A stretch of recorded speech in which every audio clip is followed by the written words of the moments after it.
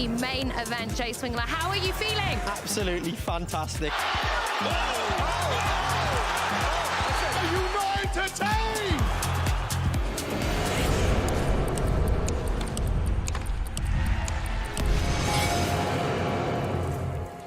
I mean, watch where he catches this, and look at his body positioning, and he has to pull that back around under his feet.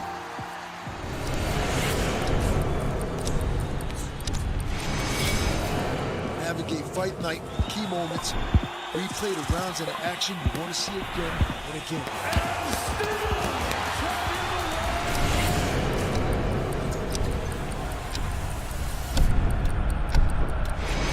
Give it up for the Black Spring Title Grand Champion, Nazi! Into the water for the final time. He's won the race to go along with the championship.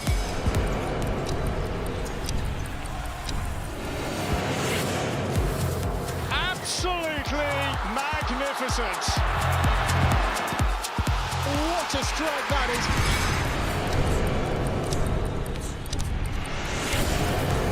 The fight starts now!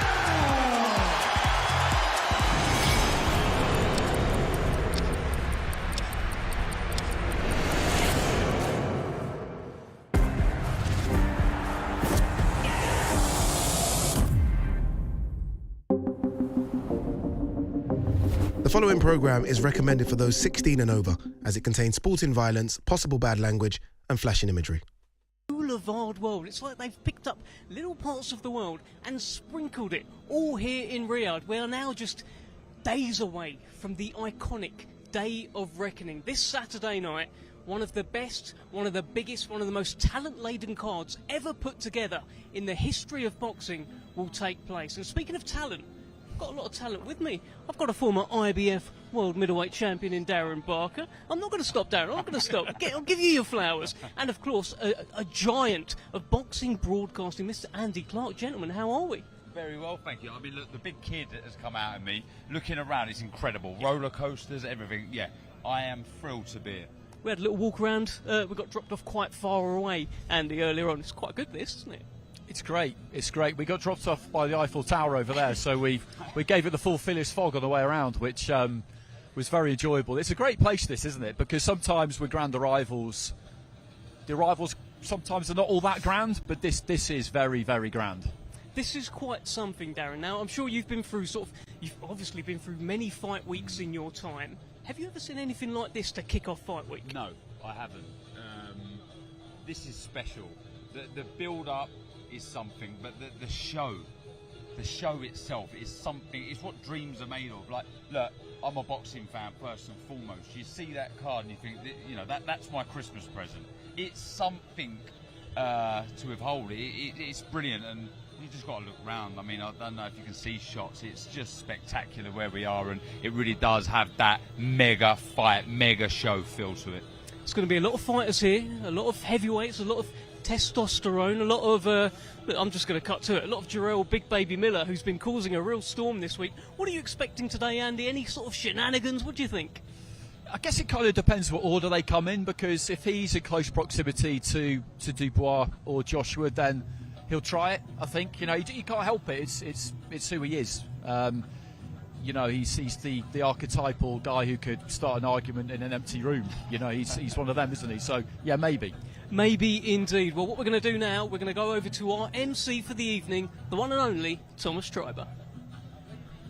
Ladies and gentlemen, welcome to the Grand Arrivals as we get ready for Day of Reckoning, a great night of World Championship Boxing to be held this Saturday, December 23rd, from the Kingdom Arena, Boulevard City in Riyadh, Kingdom of Saudi Arabia.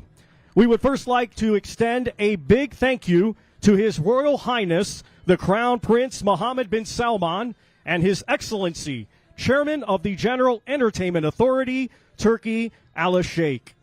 This great event is presented by Frank Warren on behalf of Queensberry Promotions for Riyadh Season and National Events Center in association with the General Entertainment Authority, Gold Star Promotions, and Sella. It will be televised globally on DAZN Pay-Per-View and in the UK and Ireland on TNT Sports, box office. Well, let's first welcome from Perth, Western Australia. He has a professional record of 41 wins, 2 defeats, 2 draws, 36 wins. Coming by way of knockout, here is Mark, the Viking Demori.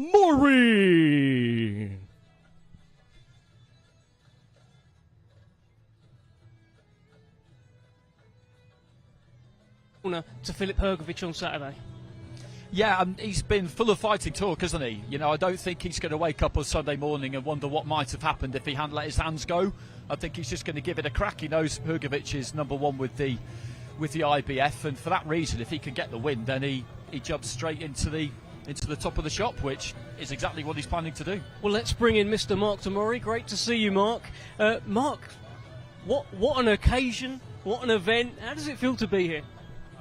Yeah, it feels great. I mean, I've been involved in some big shows, but this is a whole new level. I was just saying, Mark, that you don't strike me as the kind of guy who's going to wake up on Sunday morning and wonder what might have happened if you'd let your hands go. You definitely come to fight. No, I'm pretty sure that I need to start in 4th gear. Hrgović is an incredible boxer. I lived in Croatia 10 years. I followed his career. I know how good he is. He's got a great chin. I need to start flat out. The first few rounds are going to be to my advantage. The longer it goes, the longer his jab's going to feel punching in my face. I hate to say it because I'm the same age. I'm 41. Yeah. But how much is left at 41 for you? Maybe I'm an anomaly. I don't know, but I feel better now than when I was 21.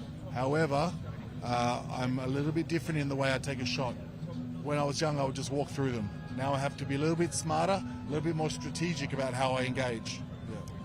At the opening press conference, you talked about rupturing spleens. I've been hearing about breaking ribs in sparring and all sorts. You're really up for this, aren't you? Yeah, well, I'm pretty aware that I'm not going to win this on technique. I'm going to win this on brutal power, and that's how I've managed to overcome a lot of guys that were just better than me. If you got crazy punching power, I look at Deontay Wilder. I think he's overcome some much more technically gifted guys just by having a wicked right hand. So that's the beauty of heavyweight boxing. I remember Ismail Salas, who you guys will probably know, he was coaching Hay, and I said to him once, why are the Cubans such good fighters, but when they go pro, your heavyweights don't perform? He said, heavyweight boxing is about power. So is it, for you, is this about nullifying the work of Hrgović by getting close, roughing him up, getting in on his chest and working away? I trained in Croatia with Croatian trainers. I know their style. I call it the Soviet style. They like distance, they don't like to fight inside. And I'm quite unpredictable for them because I've studied that Western style of boxing. They throw a jab cross, hook. They repeat. They're very disciplined, which is great. However, it can be predictable. I can try and read him, try and counter between those combinations. And in terms of this opportunity, how did it come about for you? When did you get that call? And what did you think when you got that call? Well, I've been rumoured to be in some big fights in the last few years. Corona happened, a few things, stopped it. I've been boxing in Indonesia. I won the Indonesian heavyweight title, which doesn't rank outside Indonesia, but I was still boxing. My manager called me and said, do you want to do it? And he told me how much money, and I said, that's 2 reasons why I want to do it. So, yeah, why not? That's a fantastic note to finish on. Mark, really looking forward to chatting to you this week. I think you're going to have a lot to say, and you're a lot of fun at the launch press conference, and we'll let you crack on and go and do some media.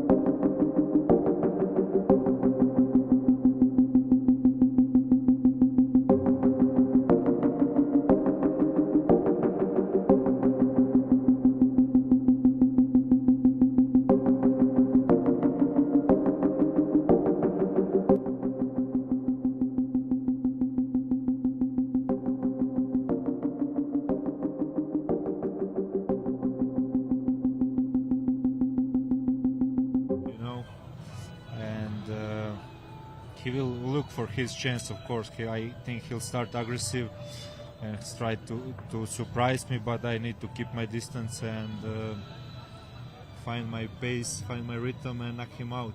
Yeah. That's easy. That's easy, man. You've had some difficult times in the last couple of years, but this week, you seem very relaxed. You seem very happy, and as we always say, a happy fighter is a dangerous fighter. Yeah, I'm happy. I feel like the best time of my career is coming. The best few years are in front of me. I had a lot of struggles, a lot of problems with the matchmaking, with finding opponents, with postponements, and everything. Last few years were very, very difficult, but I endured, and I feel like the best is yet to come for me. I'm still young for a heavyweight. I'm undefeated.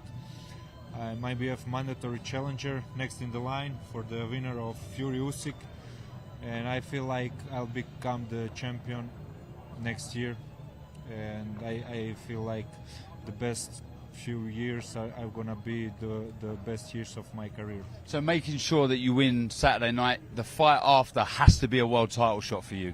Yeah, that's the IBF already declared that winner must face me next or vacate the title if they're gonna go for a rematch. So after long wait, finally I got my time has come, and looking forward to get my chance for a world title shot. Philip, you are risking that position. We've seen in recent months, actually just this year gone, Joe Joyce was also mandatory. He risked his position. He lost his position. You are taking on all the risk here. You must be thinking about that. Yeah, it's big pressure for me, Mark Demori has nothing to lose. I have a lot to lose, and all the pressure is on me. And yeah, stepping in the ring is always risking. You saw Fury Ngannou fight, the man who never fought before in a boxing ring, knock his down, almost win the fight, and it's risk. Every time it's risk, but I'm prepared very well. I trained serious for this fight, and I did everything what I can do. So I believe God have a beautiful plan for me and for my life. Well, Philip, we wish you the best of luck. There's so much media waiting to speak with you. We're going to let you go. Good to see you. Thank you very much. All the best. Good luck. Well, that is the man they call El Animal. Cool, calm, relaxed, isn't he? He does look relaxed. He does look calm. Yeah, he really does. And, he's someone I've followed closely in the amateurs, and it's interesting to see, actually, because the big three when he was in the amateurs were him, Tony Yoka and Joe Joyce and Ivan Ditchko, but he's not done too much since he turned pro, and he's kind of, it's a bit of an exaggeration to say the last man standing, but Yoka's lost 3 in a row, and he's probably pretty much done. Joe's lost 2 in a row, and he'll be back, I'm sure, but it's going to be hard, whereas he's undefeated. He's homing in on a world title shot. And I still think we're yet to see the best of Filip Hrgović. Yeah, I think the best of him is still out there, and that's exciting. Can't wait for that. Well, let's go back over to our MC, Thomas Treiber. And now let's welcome from New Zealand, and the challenger this Saturday night. He brings a professional record consisting of 20 wins, 2 defeats, 11 wins coming by way of knockout. Here is Junior Farr. Well, here comes the giant New Zealand man, Junior Farr, former Commonwealth Games bronze medalist in 2010, represented Tonga, and listen, he's got a tall task in front of him on Saturday night. Yeah, he does, in kind of every sense of the word, really, but I don't know, he's one of these guys who, having got the call for this, will realise that this is a massive shop window. Whatever happens, obviously he'll be convinced that he's going to win, but a good performance here, and you never know what it might do for you. We saw him against Joseph Parker, ran him very close in that fight. That was a massive fight down in New Zealand. Then the defeat against Lucas Brown was more unexpected, I would say, but he's had a win since then. Well, here is Mr. Junior Farr. How are we? Yeah, very good, very good. It's a beautiful place, so yeah. I've seen you've been taking it in a little bit this week. You've been having a look around. You enjoying Riyadh? 100%. To be honest though, but this is probably the first time that I've been outside the hotel. You know, I've just been focused on my training and my wrestling. But just to come out and just kind of like, you know, take all this in, man, this is a beautiful, beautiful country. It's a big opportunity for our man here. Yeah, Junior, I was just saying as you walked over that this is such a big platform that obviously you think you're going to win your fight, but it's win, lose or draw, a good performance, and you never know what it could do for you. Yeah, this is a life-changing type of event. This is a massive chance that I have here to change my life and turn my career around into a good direction. So, like, you know, I've been training hard for the past few weeks, and I'm going to take the best opportunity that I can to get the win.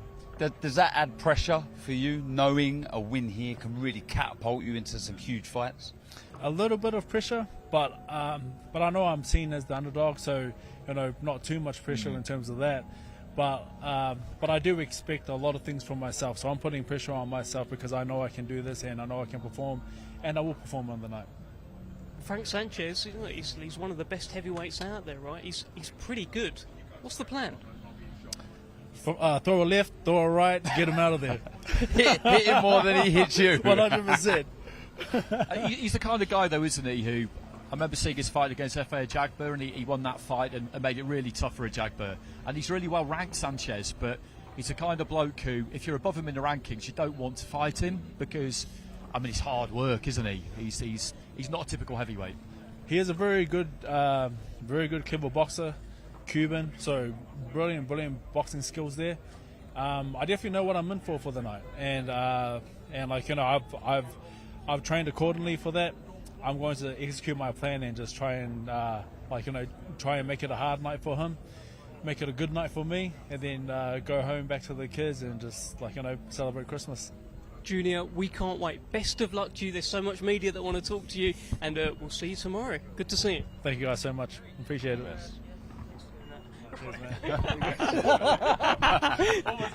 almost got me. I think there's going to be a lot of that tonight. Well, let's go back to our MC, Thomas Treiber. And now let's welcome a native of Cuba, now making his home in Miami, Florida, USA, undefeated with 23 wins, 16 of his 23 wins coming by way of knockout. This Saturday, he will be the reigning and defending WBC Continental Americas heavyweight champion, Frank the Cuban Flash Sanchez. Well, there you can see right there, Frank Sanchez, widely seen as one of the best heavyweights in the world. He's unbeaten so far. There's no blueprint so far on how to beat this guy, Darren. Yeah, look, he's a very, very good fighter, brilliant amateur pedigree. But against Alexander last time out, he was shook in the first round. So, you know, if you're a heavyweight out there, you'd be thinking, look, if I can get to him and I can tag him, I've got a chance of hurting him. Well, here is Mr. Frank Sanchez. Great to see you. Is there a translator who's going to help us as well? Well, Frank Sanchez, it must be great to be here. Look around. This is a beautiful city. ¿Qué piensas en un lugar fantástico, no? No, está bien bonito este lugar y la verdad estoy bien contento y agradecido de estar aquí en esta función, en esta cartelera. Me siento bien feliz y bien orgulloso de estar aquí en Arabia Saudita. Okay. Yes, yeah, he's privileged to be here, very happy, and yeah, looking forward to the fight coming up this weekend. Just asking, what does he know about Junior Farr? What kind of fight is he expecting from his opponent? En su opinión, ¿qué tipo de boxeador es su oponente de este sábado? Nada, mi oponente es un oponente bueno, ha tenido buenos resultados, pues yo vengo con todo, vengo a ganar, vengo bien preparado y vengo a dar otro paso más en mi carrera deportiva. Y nada, venimos a dar buen espectáculo, buen show. Y venimos a ganar. Okay, so in the opinion of obviously Mr. Sanchez, he's very well prepared. He's a great fighter, and he thinks that it's going to be a very good fight, and he's very much looking forward to it. Do you put any pressure on yourself going into this contest? I asked your opponent the same question. Knowing a win here can really push you onto bigger and better things. Sí, en su opinión, hay mucha presión para usted acá. Porque si tú ganas este partido sábado, es una buena oportunidad para usted acá en Saudi. ¿Qué piensas? Sí, es buena oportunidad que tengo aquí, entonces vamos a demostrar en la pelea que somos los mejores y venimos a ganar. Entonces con esta victoria pienso que me van a venir más oportunidades a poder pelear con Guarda, con Joshua, con los primeros peleadores del mundo. Okay. Yep. Okay. So, yeah, very much looking forward to the fight. It's a great opportunity to be here in Saudi, and yeah, he knows that the future, obviously, the result of this fight could obviously hold him in good stead against better opponents in the future, like obviously the number one on the card this weekend. I saw an interview with you where you said, "Don't worry about Joshua, don't worry about Wilder. I'm the best heavyweight on this card." Do you really feel that you are the best heavyweight here? En su opinión, hay noticias recientemente. Usted fue hablando sobre usted es la última boxeador en el mundo. No necesita hablar o piensa sobre Joshua o otros boxeadores, solo número uno. No, bueno, yo el número uno en el mundo quiero ser yo, pues yo quiero enfrentarlo a cualquiera de los peleadores, los primeros peleadores del mundo. Y yo sé que tengo para ser el campeón y lo voy a hacer, por favor de Dios. Yeah. So yeah, he's saying he's not claiming that he's actually number one, but he's claiming that he's on that ladder and he's making his way, build himself up in the ranks, and that'll hopefully be the opportunity in the future. Just very quickly, who do you think has a harder fight out of Anthony Joshua and Deontay Wilder? ¿Quién tiene la guerra más fuerte en su opinión? Who again, sorry? So, Anthony Joshua. Joshua y Wallin o Wilder Parker. En su opinión, ¿qué partido es más fuerte, más difícil? Bueno, yo pienso que la pelea ahí entre ellos va a ser la más difícil ahí de Wilder, la pelea que tiene Wilder con Parker. Yeah, so yeah, Parker. Yeah. It's a harder fight. Yeah, in his opinion, yeah. Okay, fantastic. Great to speak to you. We're going to let you go and speak to all of the media, and best of luck to you on Saturday. Gracias, muchas gracias. Well, that is Mr. Frank Sanchez. Let's head back over to Thomas Schreiber.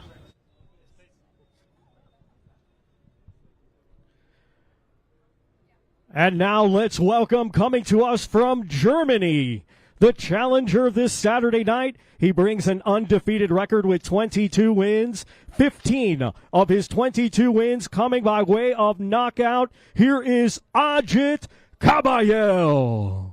Well, here comes the unbeaten European heavyweight champion, Ajit Caballel, and actually a two-time European heavyweight champion.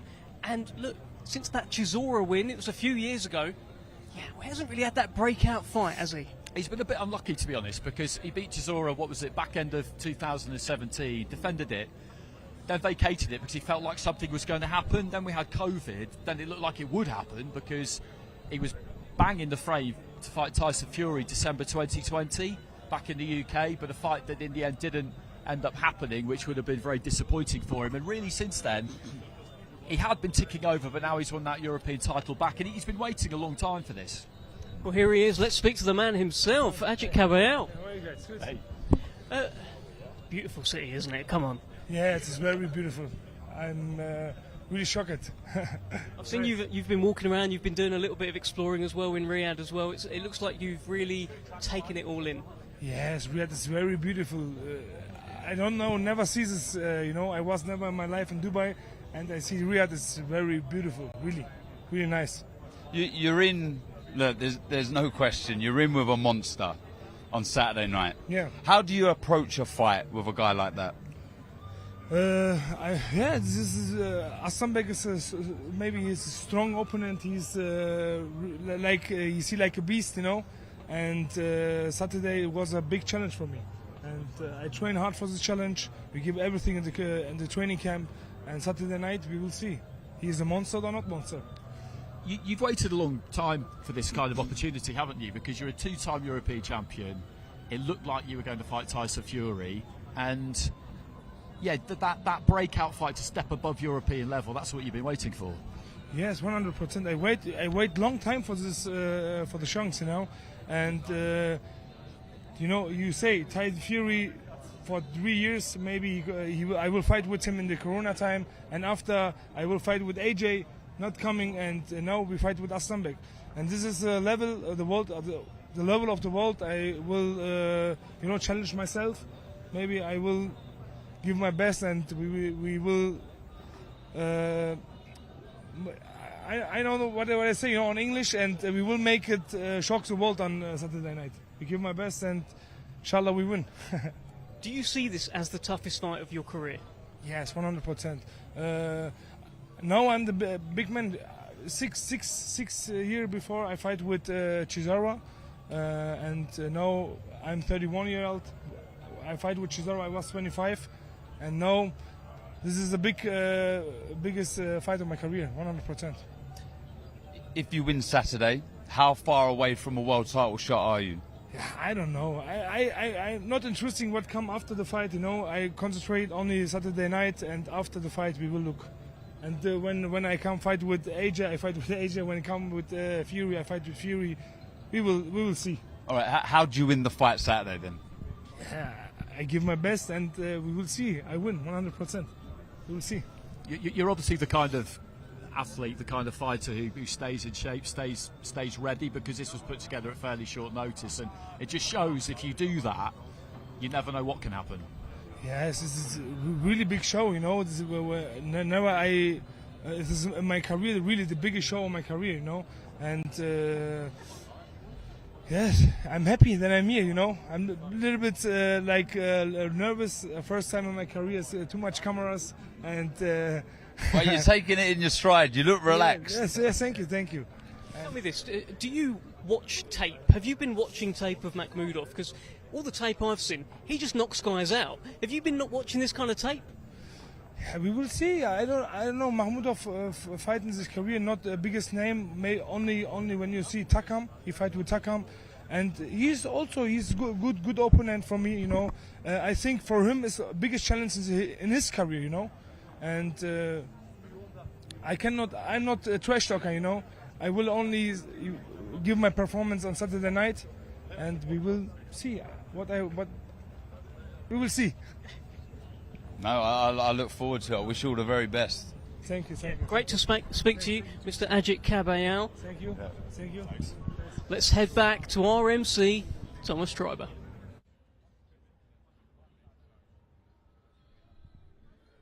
And now let's welcome a native of Russia, now making his home in Montreal, Quebec, Canada. He is undefeated with 18 wins, 17 of his 18 wins coming by way of knockout. Here is the reigning and defending NABF and WBA Intercontinental Heavyweight Champion, Arslanbek, the Lion Makhmudov. Well, here is the giant. Arslanbek Makhmudov calls himself the Lion, and he's got quite the presence about him. Oh, he's a beast. I can just see him in the distance there, and I'm a little nervous about him coming over, if I'm honest. He's a giant and so intimidating. He really is. I mean, last time out, it was just a brutal display of power punching with that right hand. He really is a beast, and he's someone I'm really looking forward to watching live in the flesh Saturday night. Well, he's someone that you're about to speak to, Darren Barker. Great to see you, Arslanbek Makhmudov. Welcome back to Riyadh. You had a great time here last time. How are you enjoying Riyadh? I'm so impressed. I love this place. I love Saudi Arabia. And the last show was so impressed, and I hope this show gonna be better. It didn't last all that long, did it? Your fight last time. It was a short fight in October against Junior Anthony Wright. Are you expecting a more difficult fight this time?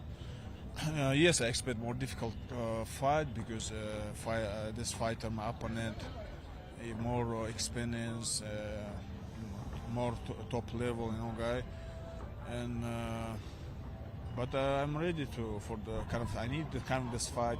Ready for the kind of this fight, and yes, we will. Do you think you're too big, too strong for Kabayel? Or is there more to you? I think your boxing gets overlooked sometimes. We'll see in Saudi, but of course I think I have better boxing skills. And power stuff, all the stuff, and Saturday I go for do my job, and my job is always same. My goal is destroy. You know, that's it. How far away are you, do you think, from world title level? What? How far away are you, do you think, from boxing for a world title? I think it's close already. I'm already here, very close. It's a question of time, you know. Gonna be soon. I hope so. Yeah. Last time out in Riyadh, after you knocked out junior Anthony Wright, you gave a great kind of speech to the crowd seemed to really love you. They've really taken to you here. It must be a good feeling.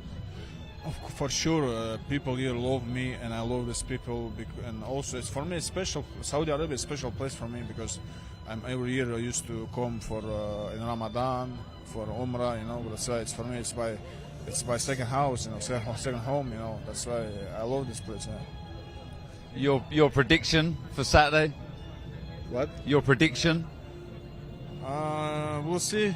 Nobody know, just God know. I will do everything for win. Wish you the best of luck. We'll see you tomorrow. Arslanbek Makhmudov, an absolute giant of a man. Look, I mean, you said you were sort of like half scared about meeting him. You've met him now. You all right? Yeah, I'm more frightened, I think. Yeah, he's intimidating, that's for sure.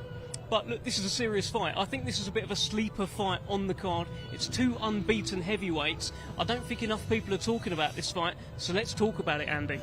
Yeah, I think Kabal made a good point when he said that Arslanbek hasn't maybe boxed the best opposition, and that's true when you look at his record. He had a good win against Carlos Takam, but you know, Takam had his moments in that fight. He did look really impressive against junior Anthony Wright, whose company we very much enjoyed last time out, but I think was surprised to get the call.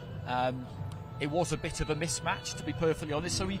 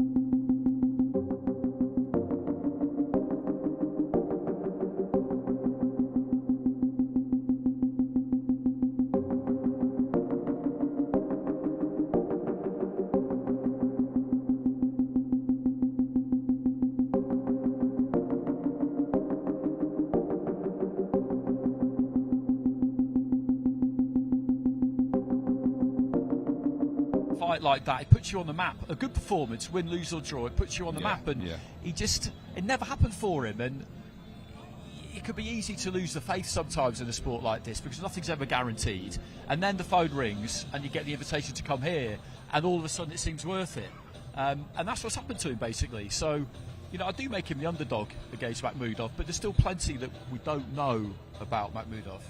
Yeah, it feels like we're going to learn a lot about both guys. Yeah, do you know what? I think everyone on the card, away from this fight, I think if everyone puts a good account of themselves in the ring on Saturday night, they'll get another opportunity. That's the great thing about these shows. Well, we've got another opportunity to hear the sultry tones of Mr. Thomas Schreiber.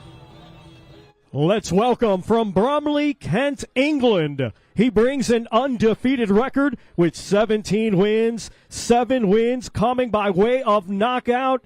He is the current WBO European Cruiserweight Champion, Ellis Zorro. Well, here comes Ellis Zorro. Opportunity of a lifetime for the unbeaten London man. He's got the ultimate task in the cruiserweight division. He takes on Jai Opetaia, really the division's #1 on Saturday night. Yeah, it doesn't get much tougher for Zorro. I mean, I was so impressed with Opetaia last time out against Jordan Thompson. Honestly, it was incredible. The point where I was sat at the commentary desk and I just couldn't wait to see him in action again. Yeah, he's the business, isn't he? He really does look to be the goods. Martin Bowers just come over. Yeah, very well, thanks. Very well. Well, let's bring in Mr. Ellis Zorro. Great to see you, Ellis. Listen, look, this is why you're in the sport, isn't it? What an event, man. This whole week's been mind-blowing, man. Just to be a part of it, it's massive for me from where I come from, how I got into boxing, how I started. And this is this probably be the biggest fight of my whole career. And the biggest event of my whole career. So yeah, I'm buzzing. Can you believe it? Yeah, because, when you set out in this sport, like, this is what you want. I didn't think it would come this soon, at this kind of notice. But yeah, I'm just embracing it. I'm taking it in. Look, it doesn't get much tougher, does it? You understand who's in front of you. What can you do, though, to nullify the good work that he does? Without giving too much away. It's not even about giving it away. I'm 17-0 for a reason. I'm undefeated. 3 amateur fights. I've never lost any amateur fights. I've never actually lost. So my mindset, I'm not familiar with losing. I'm not familiar with all the negativity that, understandably so, is coming from other people in terms of my experience and what he's done and whatever. But it just doesn't really faze me. Do you know what I mean? I'm just going to go in there. It's just another fight for me. Does that take a load off as well, pressure-wise for you? I know obviously you've got aspirations of going on and winning this and shocking the world, but you're the underdog here. Takes an element of pressure away? Yeah, but you know what? Just to be honest, I don't feel like I've really been the favourite in many of my fights. I wasn't favourite to beat Dex Spellman, win the boxer, or beat Jose Burton. Even though I was headlining, I still wasn't the favourite. So in terms of how I feel about it, that's nothing new for me. I think it's just because of the magnitude of the event, a lot more people have got a lot more to say. Do you understand? How does mentality differ from those fights to this fight? Just embracing all this, if I'm honest. I think when the bell goes, it will just be another opponent in front of me. But yeah, the boxer was probably the biggest thing next to this, the whole build-up and whatnot. But obviously, again, being around Wilder and AJ, these guys, I come out watching these guys, you know what I mean? So yeah, this is a much bigger event. I was just going to ask exactly the same thing. You talked about it being just another fight, but then all of this is different. I mean, when the fight got made, did you kind of think to yourself, how am I going to approach this mentally? What will my mentality be? Because it is different, this. Not really, no. Just to be really transparent with you, no. I wasn't thinking about my mentality or anything like that, no. Ellis, I think 13 of your 17 fights have been at York Hall. This is not York Hall. This is all quite different. You ready for this? Yeah, in my last fight, after the interview, I was like, I really want to get out of York Hall. And I was thinking Copper Box or O2. I wasn't thinking, Saudi. But yeah, like I'm saying, I'm buzzing to be here and I'm embracing it all. I'm happy to be here. It's great to see that you're buzzing. It's great to see you're embracing it. Ellis, best of luck to you. So much media wants to talk to you. We're going to let you crack on. Thank you. All the best, mate. All the best. Thank you. Well, that is Ellis Zorro. Big opportunity for him on Saturday night. Let's go back over to our MC, Thomas Schreiber.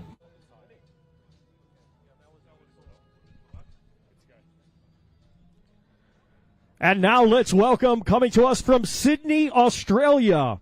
He brings an undefeated record with 23 wins, 18 of his 23 wins coming by way of knockout. He is the current Ring Magazine Cruiserweight Champion, Jai Apataya. Well, here is the Ring Magazine Cruiserweight Champion, widely seen as the best in the division right now.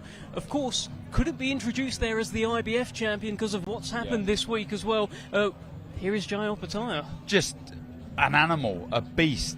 Yeah, like I say, I was sat ringside with Tony Bellew watching him fight, and we just both looked at each other and said, wow, you know, we can't wait to see him fight again. Just an absolute beast. He got tagged by Thompson, a huge cruiserweight. Shortly after, I finished the job. Well, here is Mr. Jai Apataya. Great to see you. Yeah, you can't leave him out. Sorry, man. That was close for a second there. So close, sorry. I was going to try and start out. Yeah, we can do it again. Listen, I'm gonna do this. Listen, Jai, you've had this focus about you all week. I've watched some of your interviews. You don't give much away. You ready to put on a show and show the world what you're all about on Saturday? I'm locked in, you know. All I'm thinking about is the fight. I'm not here for, you know, all these cameras and stuff. We promote the fight, but for me, it's just pure business.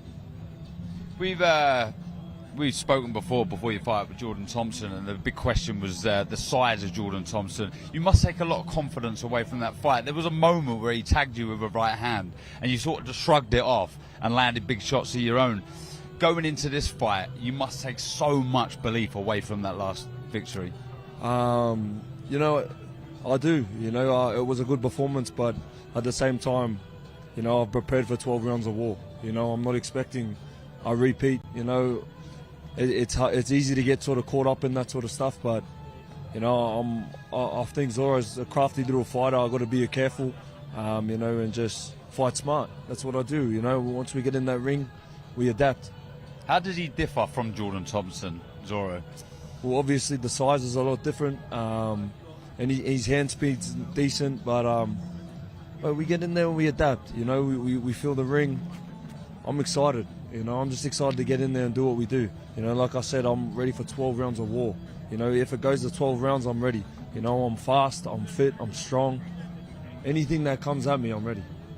We were talking yesterday about the grind of pro boxing and how at times you wondered whether it was worth it. You know, those hard days in the gym when nothing's really happening, you're wondering what's coming next, and this is, you know, this is what it's all about, isn't it? This is what you've been doing it for. It is, man. It's good to be here. You know, it's good to be a part of building boxing legacy. You know what I mean? This is one of the biggest shows in history, so I'm honoured to be here. But I'm pumped up, man. You know, I just cannot wait to get in the ring and do what I do. So, you know, I'm excited. You did say yesterday too, I think when we'd finished recording actually, that you would fancy it at heavyweight at some point. I mean, that's probably a little way off yet, is it? But that's an ambition. Further down the track, man, why not? You know what I mean? And they've just bring in this bridgeweight as well. So 3-time world champion, you know, 3-division world champion, I mean. So, you know, the sky's the limit. And I'm 28, I'm just getting started, you know, and I'm on this massive platform, bro. I'm pumped, you know what I mean? I've worked so hard to get here, and I'm here now, and I just cannot wait to step in the ring. It does sound like you rate Ellis Soro, though. People have been asking you about other stuff, other fighters, other champions, the whole IBF situation, but you do rate Ellis Soro. He is a task you've got in front of you on Saturday. 100%. I'm not looking past him at all. You know, I've been pushing my body to the limits in the gym. I am training for the best version of Ellis Soro, the one that no one's seen yet. You know what I mean? This is his chance to become a world champion. He is who I was before I fought Breeders. You know what I mean? Nobody thought I had a chance. So that's why I expect someone like me coming. You know, someone young and hungry like myself. So, you know, I'm preparing for someone like me. Training like a challenger. No, I'm ready. I just cannot wait to get the job done. You faced off with him once, I think, so far at that launch press conference. How does he shape up to you? And, you know, you talk about how he's basically you from before. Are you seeing that same look in his eyes? I don't know. The energy's a bit different to mine. You know what I mean? I'm here to get a job done, you know, but I'm not going to let nothing fool me. You know, fighting in the ring's a completely different thing. So, you know, I'm just gonna wait till we get in there and do my adapting there. So. We can't wait for it. Great speaking to you, Jai Apataya. We're going to let you go. Thank you very much. Appreciate it. Cheers. There is the Ring Magazine Cruiserweight Champion, Jai Opataya. Let's head back over to our MC for the evening, Thomas Schreiber. And now let's welcome, coming to us from Manchester, England, he brings a professional record consisting of 23 wins, just one defeat, 16 of his 23 wins coming by way of knockout. This Saturday night, he will be the reigning and defending IBO light heavyweight champion of the world, defending his title, Lyndon King Arthur.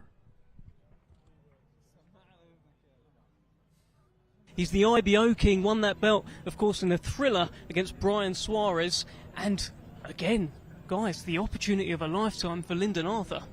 It is, absolutely, and doesn't get any tougher than Dimitri Bivol, like it doesn't get any tougher for Ellis Oro than Jai Opataya, but he was on good form when we spoke to him yesterday. He was on good form at the Lord's press conference as well. He's always on good form. Always on good form, looking cool, looking calm. Lyndon Arthur. How is Riyadh treating Lyndon Arthur? I saw there was a robotic Hoover sort of getting in your way earlier in the hotel. Yeah, no, that was it's an experience out here. I say you that much. I've been shopping. I've been shopping. Been spending that Saudi money. I ain't said it anymore. No, it's amazing, man. Look, it's skeptical. I'm just happy to be. I'm happy to be a part of this whole event. It's crazy. In terms of the preparation, you haven't had that long to prepare. Tough task against someone like Bivol, but is it almost a good thing that you haven't had too long to think about this? You get offered the fight, you take the fight. Look, it is what it is. If someone comes up to you in the street and says, let's fight, you don't get 10 weeks. And, you know, that's how I kind of looked at it. Like, fuck it, we're here now, let's just do it.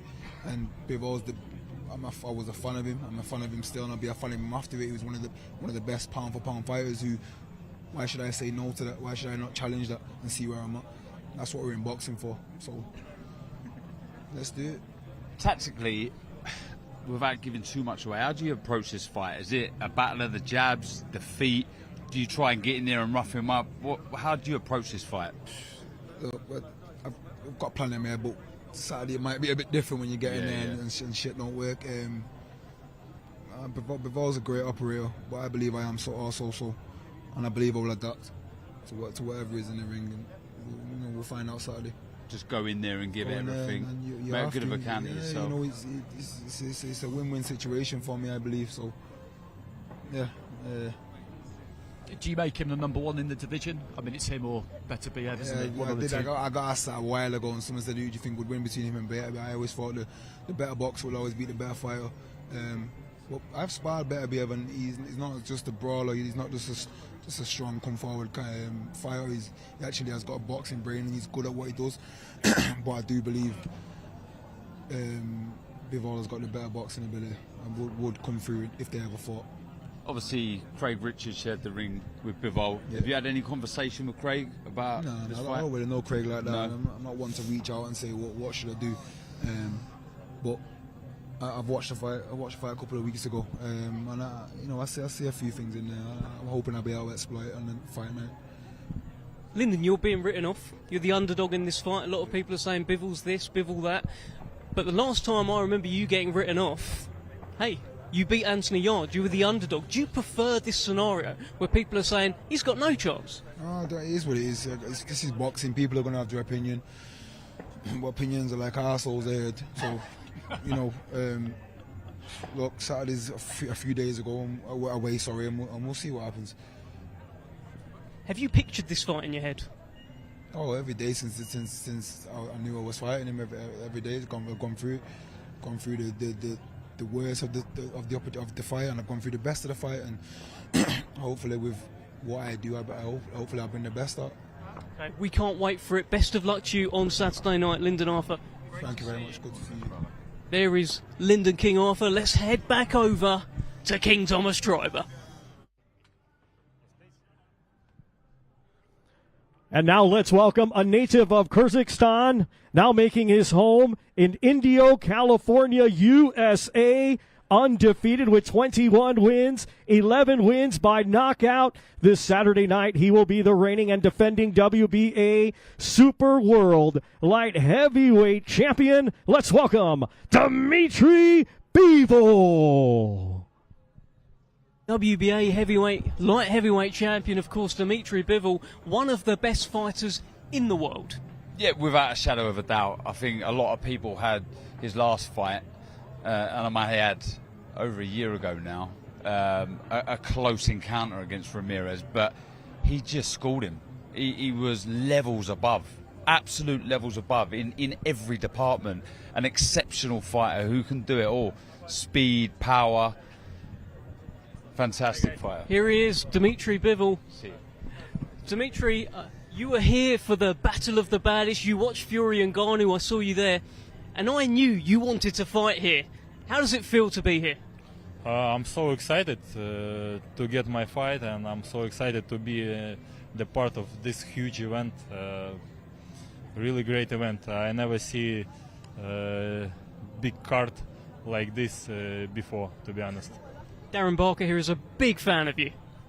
Yeah, big fan, and your last performance against Ramirez, a lot of people were saying it could be a close fight. A lot of people were picking Ramirez. You must be so pleased with the way you performed that night.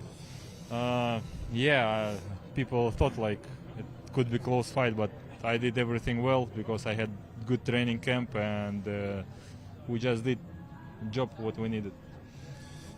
It's been quite a long time since you last boxed, though. Has that been frustrating? Sorry? Has it been frustrating that you've been out of the ring for a year? No, not too much because I spent time with. I spent good time because now I feel more fresh. Mind is clean. My body is more healthy now, and I'm ready and I'm hungry. What do you know about your opponent, Lyndon Arthur? He's a good fighter. He's IBO champion. He has good jab, good English boxing school, which I wanna try my skills against his boxing school. Obviously, the other belts are currently with Artur Beterbiev, but Lyndon Arthur has that IBO belt. Is it important for you to get that belt and take that to your next fight?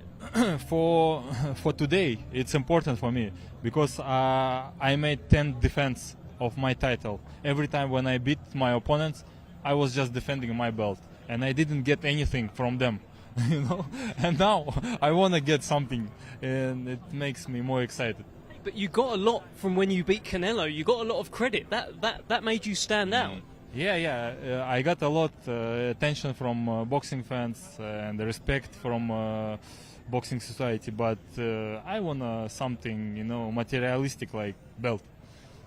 I'm not overlooking Saturday, but is the future light heavyweight for you?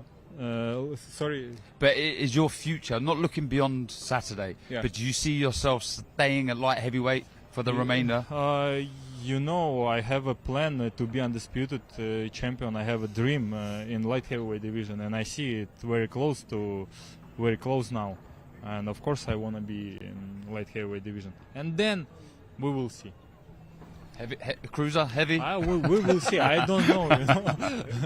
You know? You're that good. You certainly got the skills. Look, we can't wait to watch you fight on Saturday night. Tremendous to have you on this show, and we wish you the best of luck on Saturday. Thank you, Dimitri. Thank you so much. Thank you. Over to our MC, Thomas Schreiber. And now let's welcome from Brooklyn, New York, USA, undefeated with 26 wins, 1 draw, 22 of his 26 wins, coming by way of knockout. Here is Jarrell Big Baby Miller. Well, here comes the man they call Big Baby. He's fresh out of Brooklyn. This is a man who's been making a lot of noise this week in the Fight Hotel, confronting pretty much anyone who will look at him. Jarrell Big Baby Miller. Yeah, absolutely. He's still undefeated. That kind of took me by surprise somehow when I looked at his record last week. He's not been active, though, is the thing. I remember me and Darren commentated on this fight against Bogdan Dinu, which was late 2018, and we know what's happened since then. He's failed a number of tests for performance-enhancing drugs, but he's clear to fight on this card. He's only boxed 3 times in the last 5 years, so we don't really know what we're going to get, I don't think. Well, let's I'm see pretty what sure we he'll get. tell us. Yeah, let's see what we get right now. Jarrell Miller, great to see you. How you doing?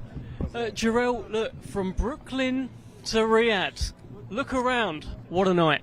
It's beautiful, man. What a fighter can ask more for, you know?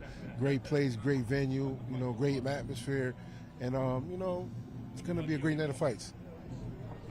Are you making up for a bit of lost time with this fight against Dubois because you've not been that active the last few years? Yeah, 100%. You know, they offered me Chisora at first. Chisora turned it down.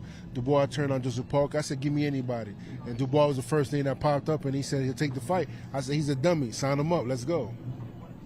What do you think of him as a boxer? What do you think of his skills? I mean, he's decent. You know, good right hand. You know, most English fighters are very physically fit. You know, very you know, good jab, good right hand. Pretty basic, but it's something he's missing, that swag. And the most important on top of the swag and the fluidity movement is lack of heart. You know, and that's not something I'm just throwing out. It's a proven fact that he's done it in fights where he looked like he's a quitter. When fights get tough as a fighter, you got to constantly keep pushing. That's the whole point.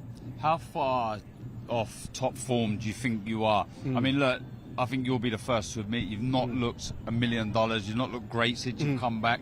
Are you getting closer to top form? Yeah, most definitely. I think after this fight I'll be about 80-90% where I want to go. I think it takes a little time to constantly staying busy, getting the right fights. And Dubois is a great stepping stone to get there, you know. So I said after him, we right back into the gym. You know, I have no doubt I'm going to stop him, and that's the whole point. You know, having confidence and courage and going in and getting the job done. But of course, the more that I stay busy, stay active, and I show what I can do, and of course, you know, I got a mouthpiece on me. People love that, so that's always going to keep me in the camera's eye. You know what I mean? But the main thing is going in and doing my job. You know what I mean? And God bless me with talent still to come out here and do what I got to do and keep improving.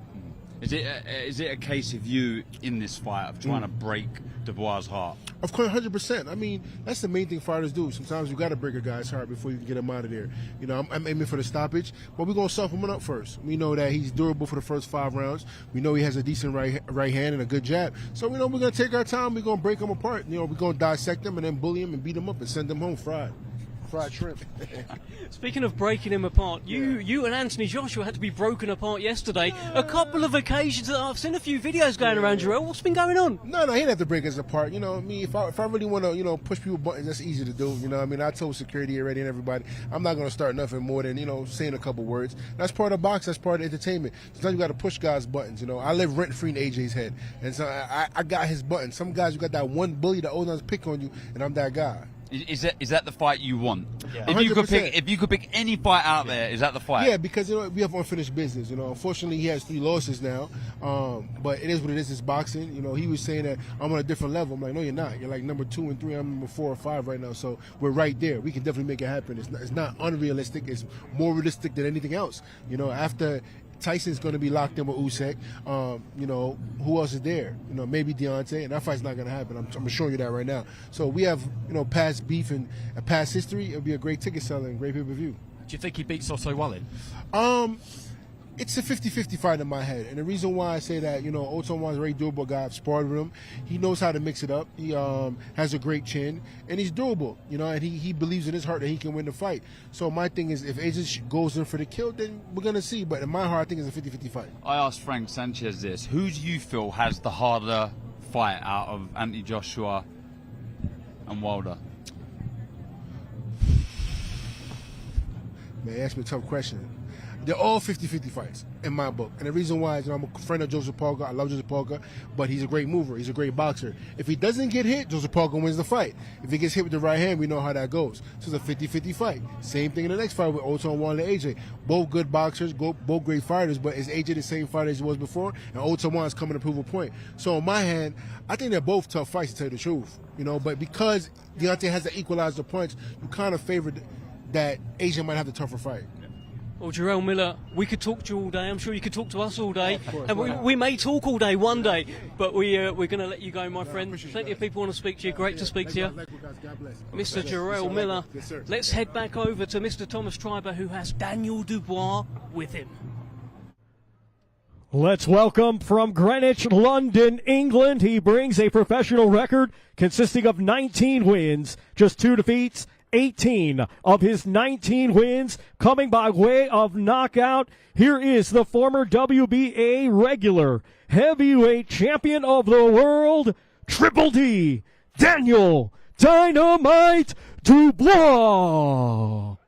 Well, really taking it in. That is a good bit of posing there from Daniel Dubois, flexing those guns. Of course, the last time we saw him was against Alexander Usyk, a controversial fight. Some people call him an uncrowned heavyweight king.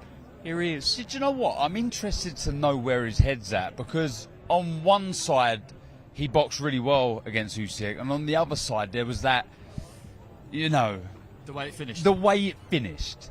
And I'm just curious to where his confidence is at the moment. Well, here is Mr. Daniel Dubois. Great to see you. Daniel, let's cut straight to it, right? I was checking social media this morning. I saw a video pop up. You and Jarrell Miller, hotel lobby, you doing this, him doing that. What happened? I just got a bit lively there, you know. It's just, yeah, fight business. This is the game, mate. Hurting. It was good fun. Big test for Daniel Dubois. Yeah, absolutely. We all know it. But do you feel like it's good for you to get someone like him, not just in the ring, because we know what he...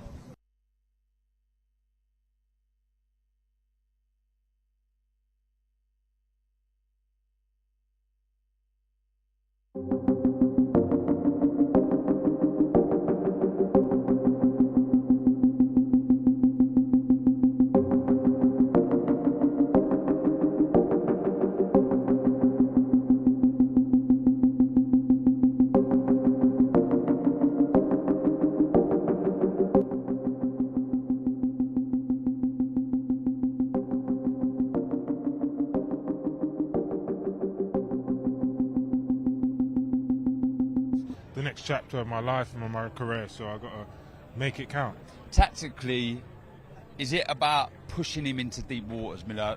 We've seen he's not looked great since he's come back. He's had that layoff and looks a bit sluggish, a little slow. Is it about making him work, making him feel, you know, that he's been out the ring a long time? Yeah, unleashing the pain. Unleash the pain on him. That's the plan. You do seem very relaxed. I just wonder if, you know, you went in as deep as anyone can go against Usyk because he's a unified heavyweight champion of the world. You swam in those waters, and is it a case of having done that, you think to yourself, actually, you know what, that wasn't as bad as I thought it might be? No, it's just the whole experience as a whole. You know, it's just a learning experience from the fight, things happening around the event, and from now on, I need to make the next few fights, and starting with this one, perform really well. Can't prediction. How'd you win? I ain't around predictor, man, but point stoppage. Definitely sleeping him, and get a great victory and a great performance. Yeah. Do you think this will be a hard fight, Daniel? You've had a couple of hard fights, the Joe Joyce, Alexander Usyk as well. Do you think he's of that mould? Can he give you a hard fight? We'll wait and see. I'm not overlooking him. I'm confident. I'm ready to perform and show what I've got. I expect him to bring his best. This is his opportunity as well. So it's all up for grabs. Let's get it on.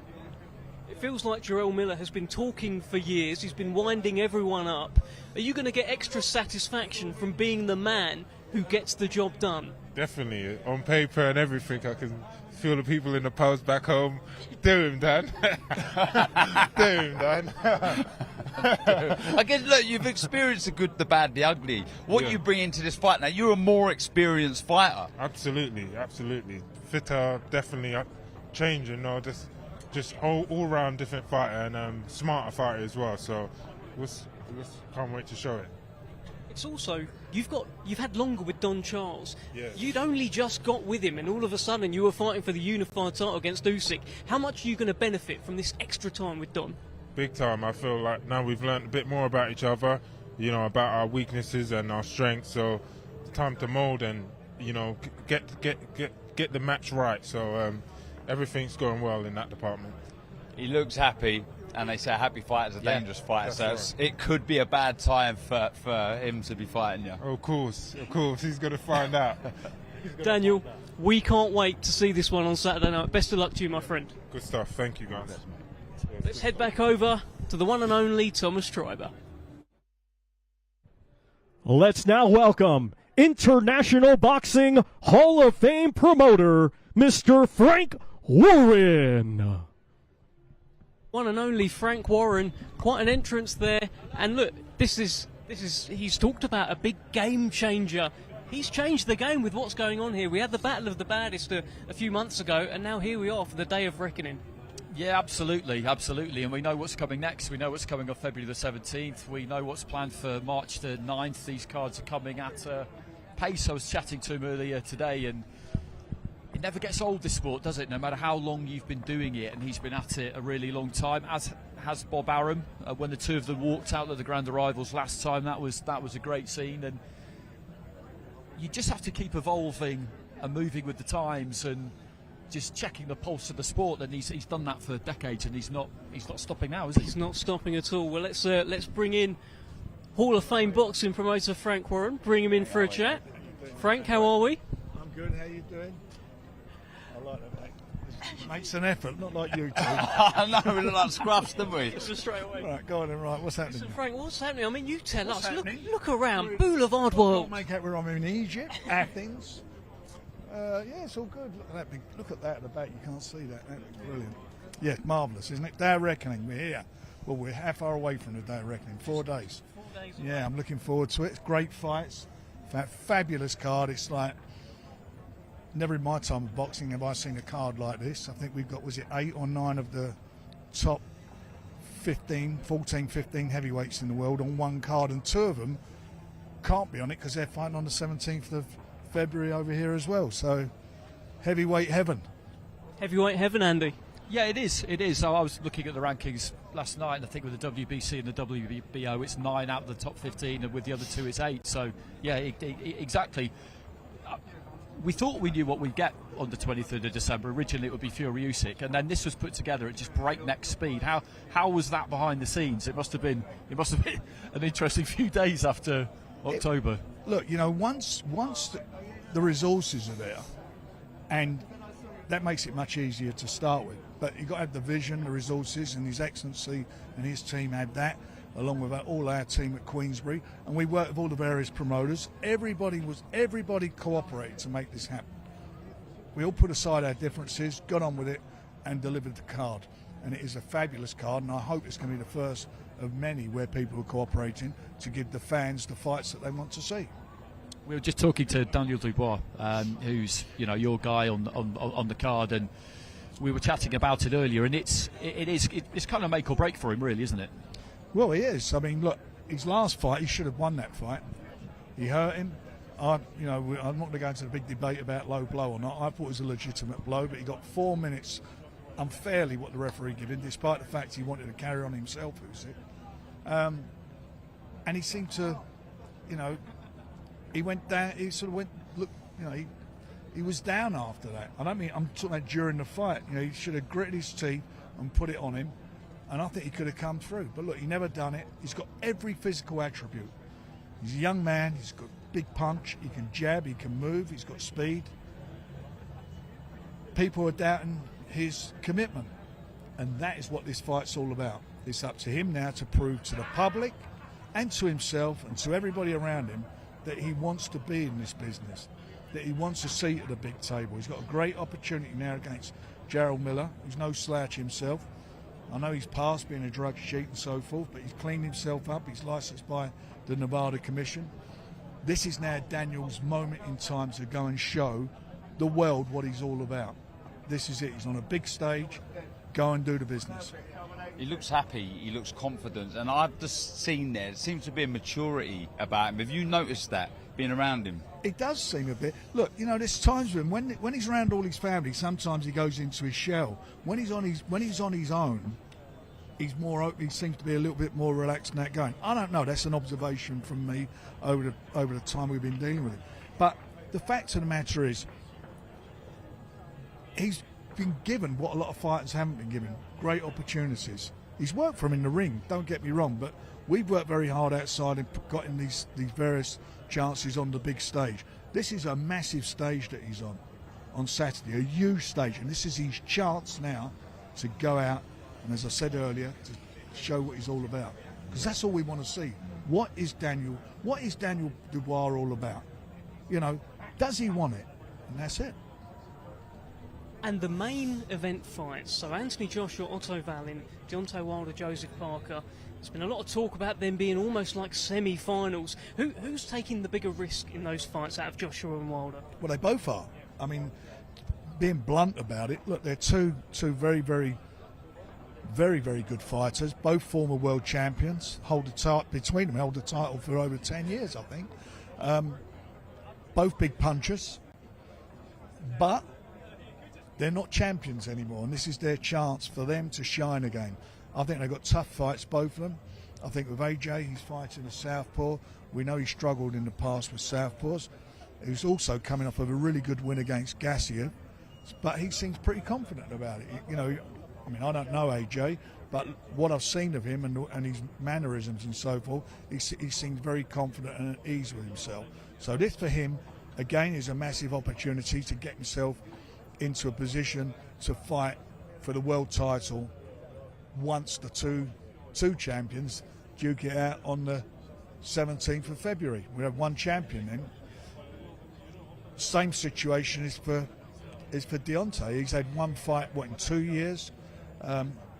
3 previous fights, drew one against Tyson, which I thought Tyson won, and lost the other 2. So he's also, this for him is a situation where he's coming into a fight and he has to shine. He's got to win the fight, and he's coming in against a guy who had a really good performance in Riyadh last time out in Joe Parker, and Joe Parker fancies the fight. Joe Parker's a close friend and trains all the time with Tyson, and you know Tyson's been giving him tips and telling him what he thinks and so forth, and he seems pretty confident. I was just talking to him in there, as I was with Deontay. They both seem very confident.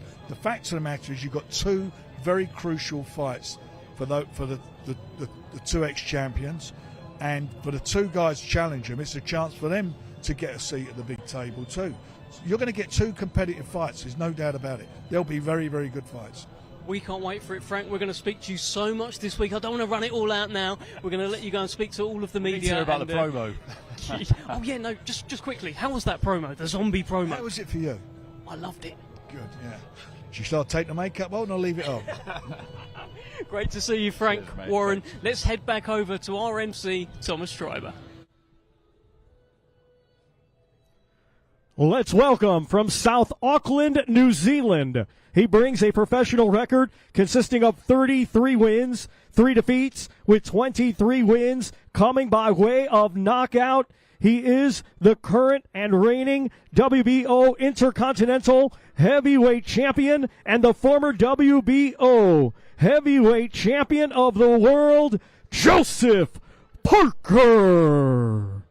It's the former WBO World Heavyweight Champion, Joseph Parker, and this is the fight. He says it's the biggest fight of his career so far against Deontay Wilder. Quite the task, maybe one of the hardest fights you can take out there as a heavyweight. I'd say so, because we all know about Wilder's power. The only person who hasn't crumbled in the face of it is Tyson Fury, but I think he's a bit sick of hearing about it, Joseph, because the reality is, in heavyweight boxing, they're all capable of turning each other's lights out. Good. Mr. Joseph Parker, how are we? Good.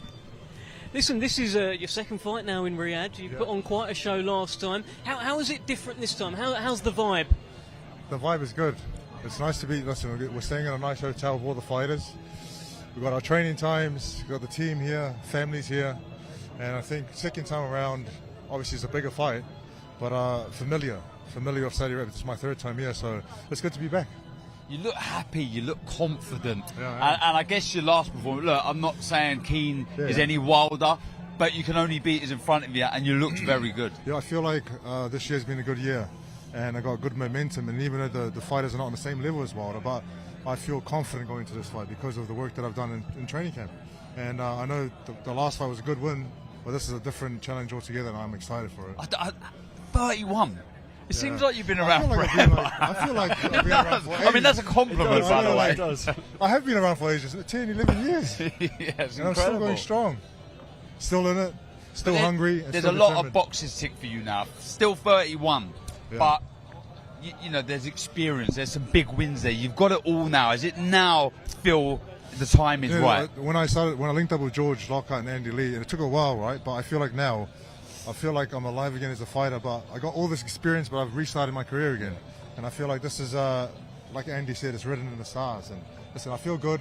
Had a great training camp, and I'm ready to rock and roll.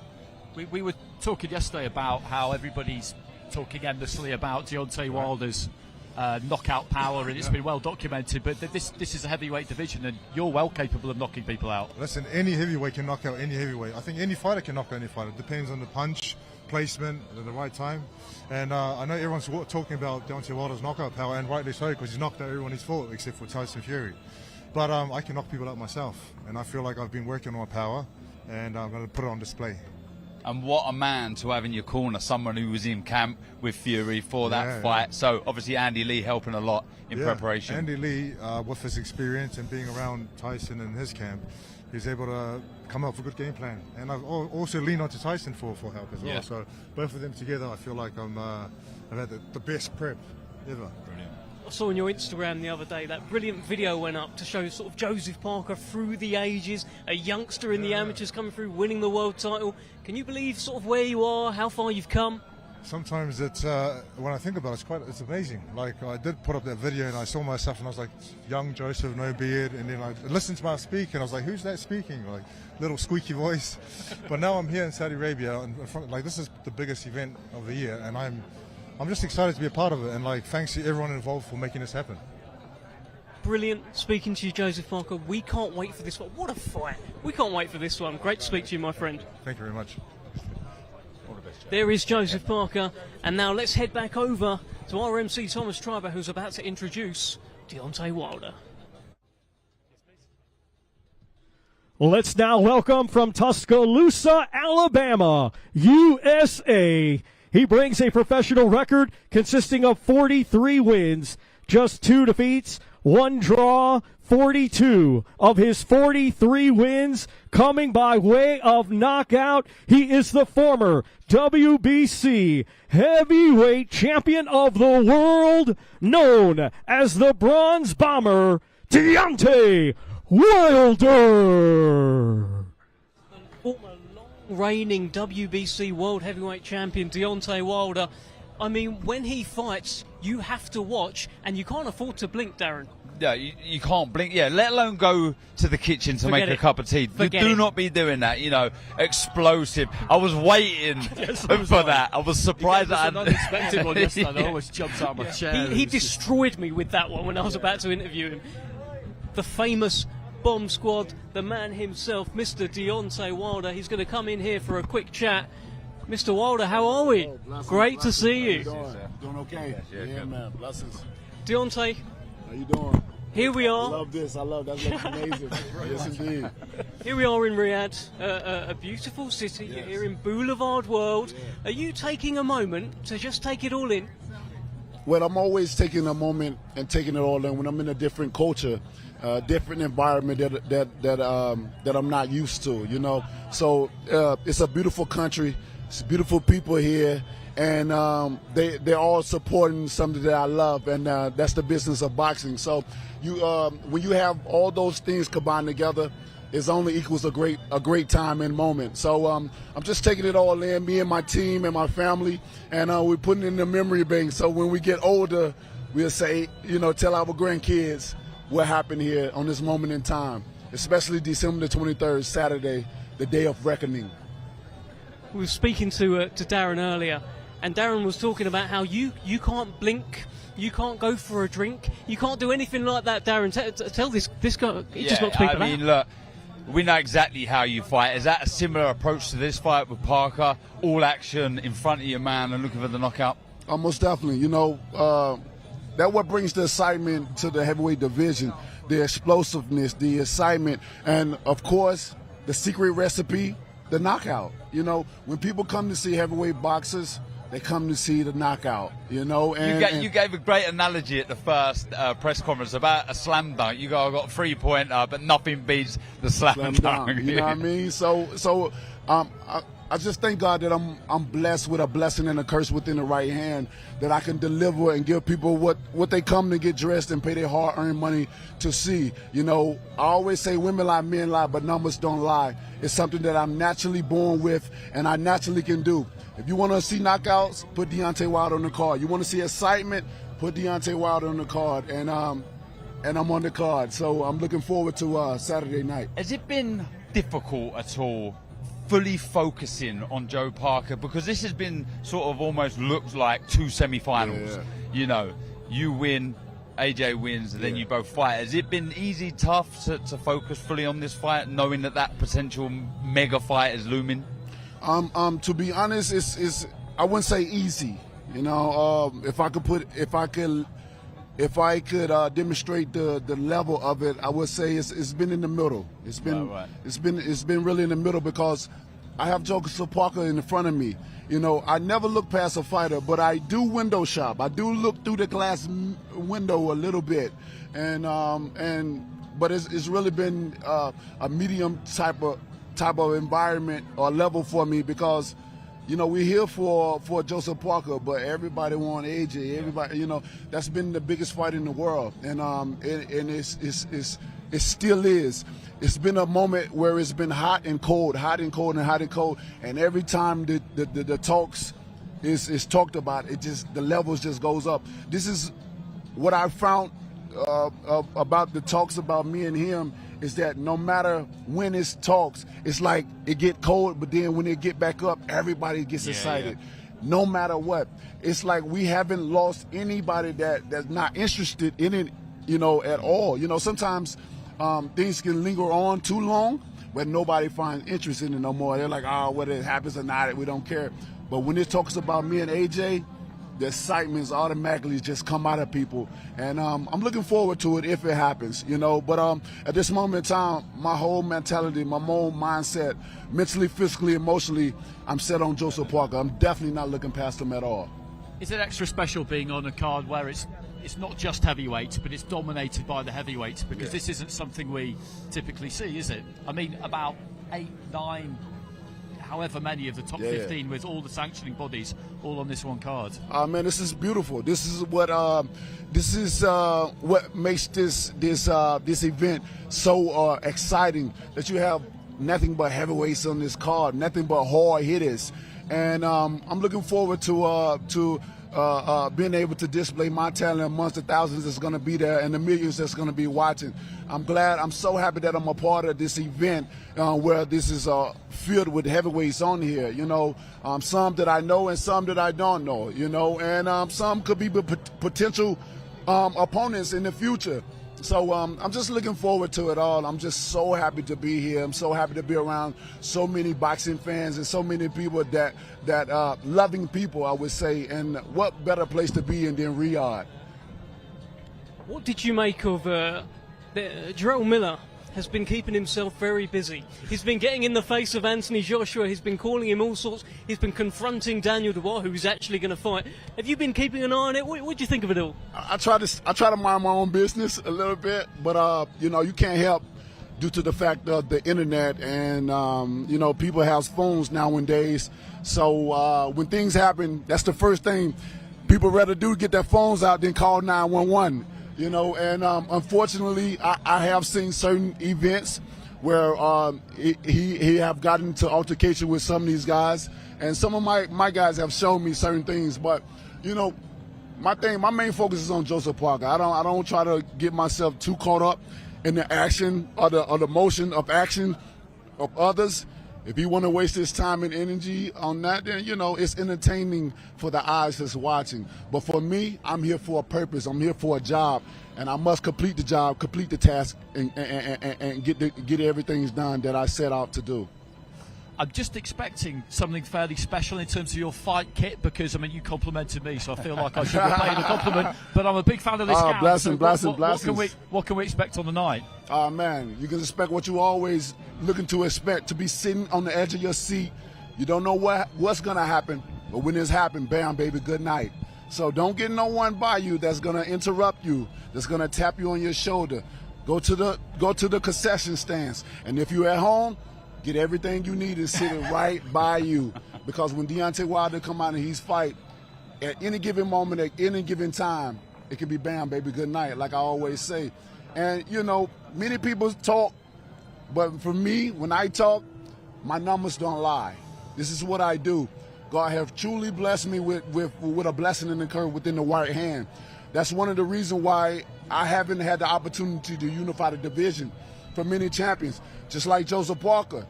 He said that he's so confident that he's going to beat me, but I kind of find that hard to believe.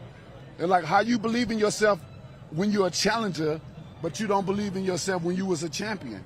You know, so we're going to see it on the night of the fight. I can't wait.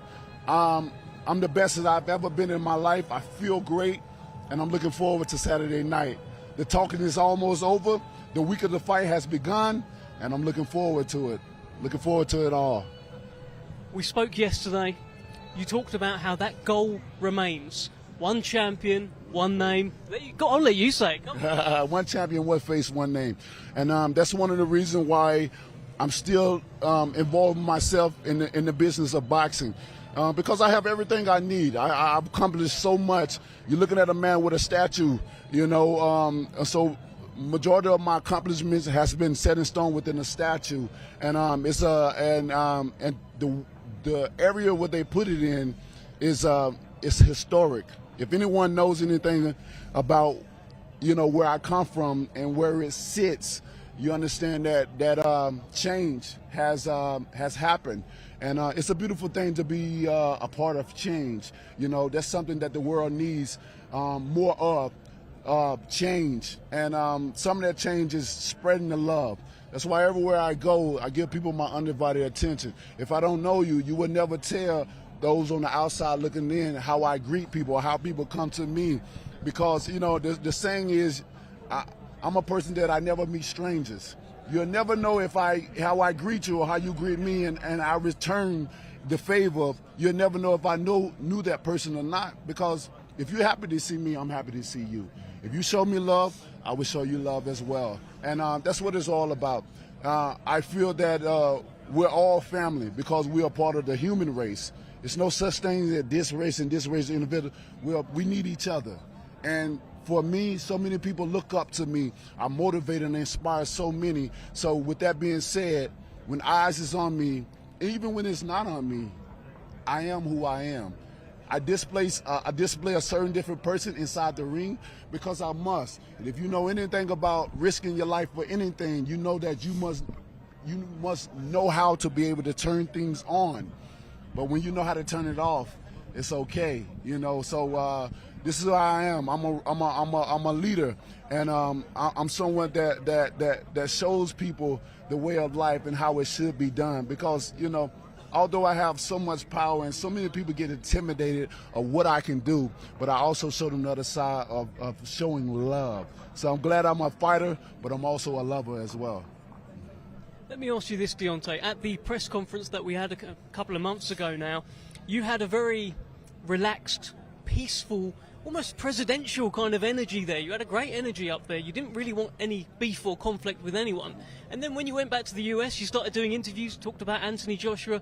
What can we expect from you this week? What kind of energy have you got for these pressers, these face-offs? What do you think?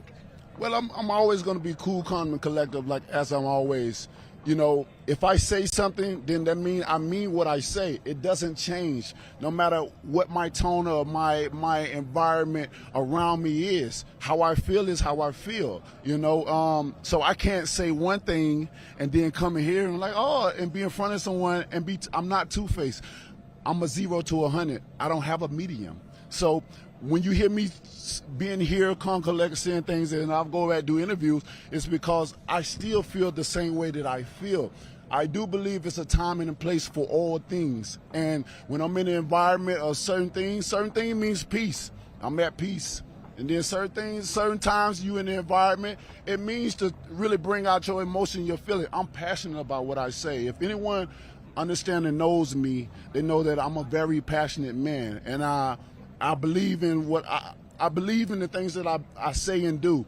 I'll die for what I believe in. And when you're dealing with a man that'll die for what he believes in, that's a difficult man. That's a hard man.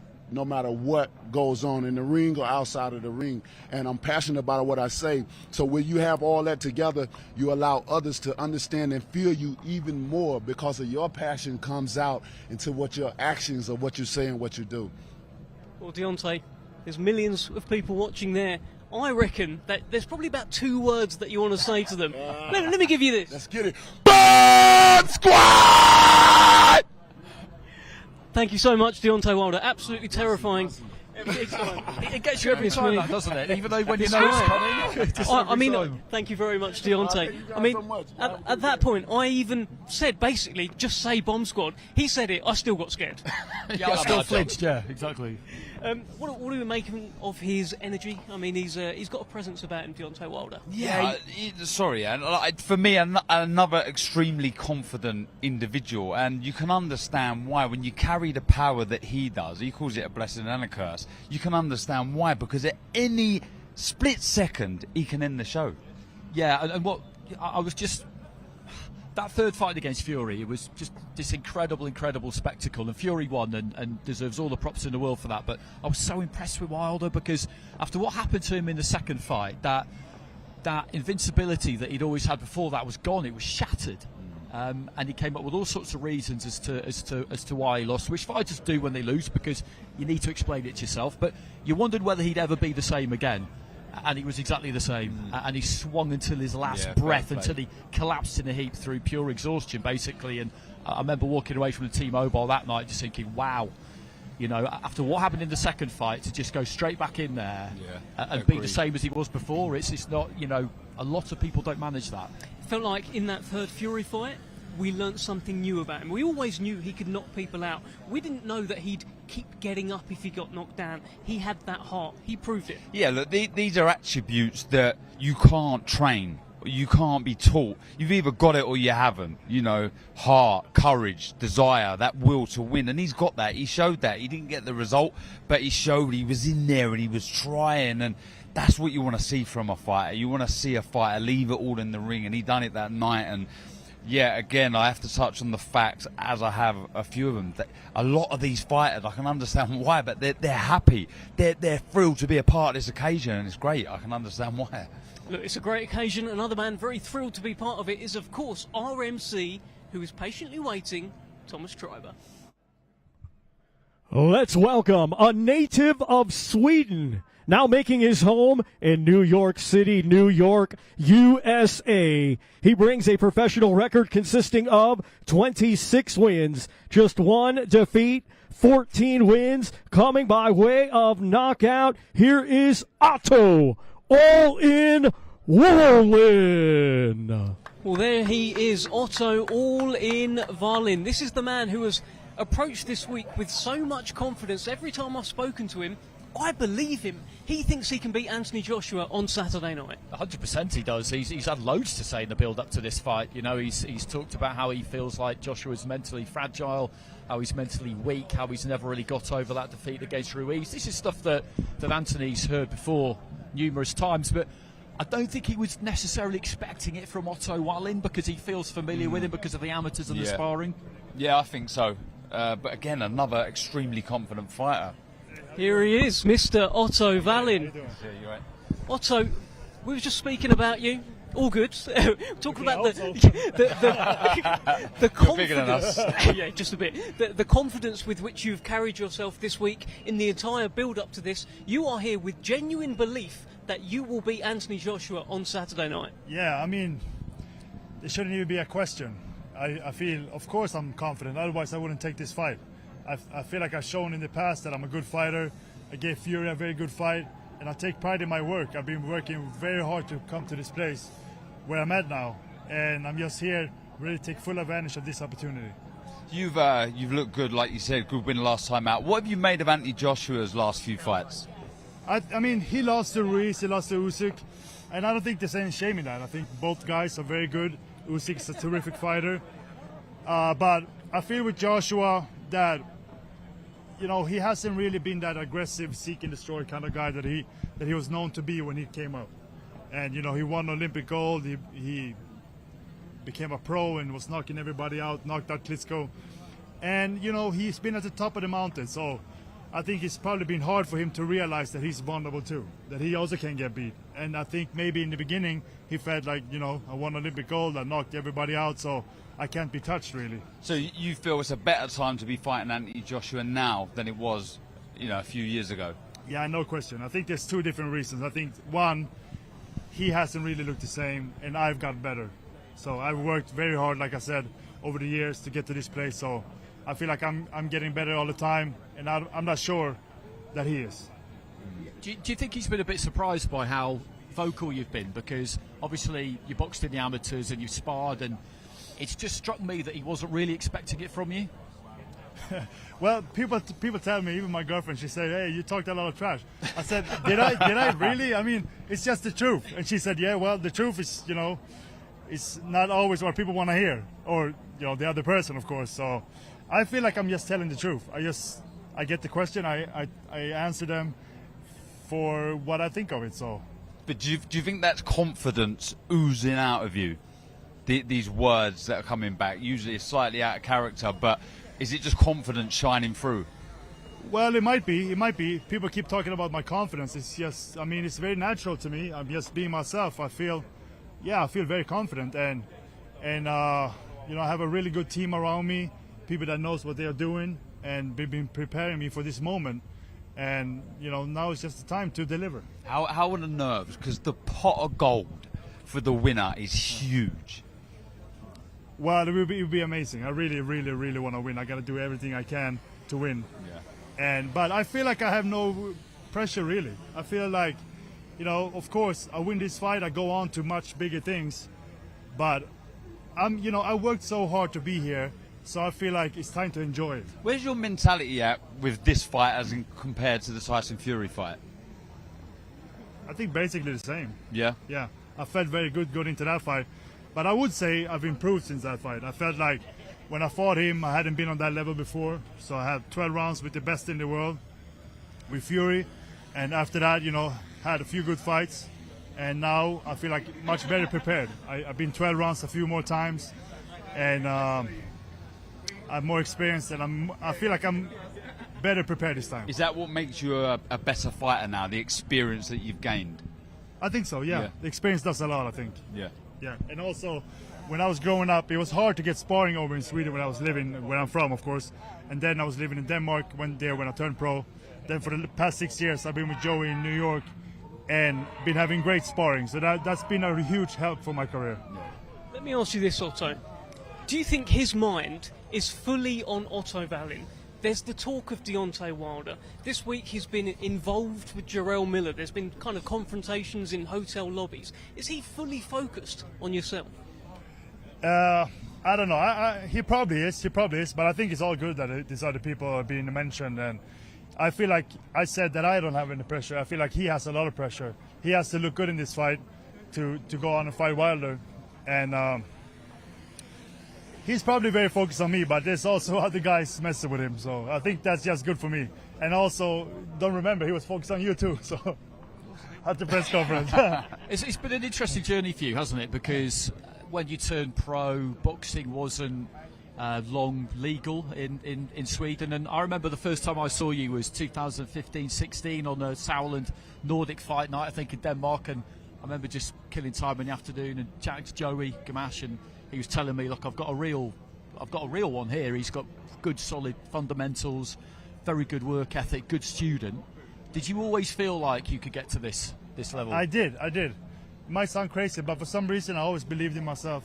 From when I first started boxing, I had very good support with my dad, my brothers. They all believed in me very much, and I think that's been a huge help. And I always dreamt of this moment, and I believed that I could get here. Just quickly, how do you see Wilder Parker going? I think it's a good fight. It's no easy fight for Wilder. Depends on what Parker brings. I think if Parker comes out trying to box, he might get knocked out, but he has to really bring it to Wilder, and then I think he can win. Because Parker, he's been active, and Wilder has not been.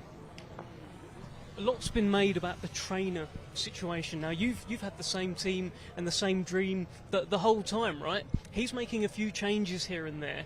What do you think of that? Because, look, a change in trainer, it can help a fighter. It can help, but when you change trainers that much, it's not a good sign.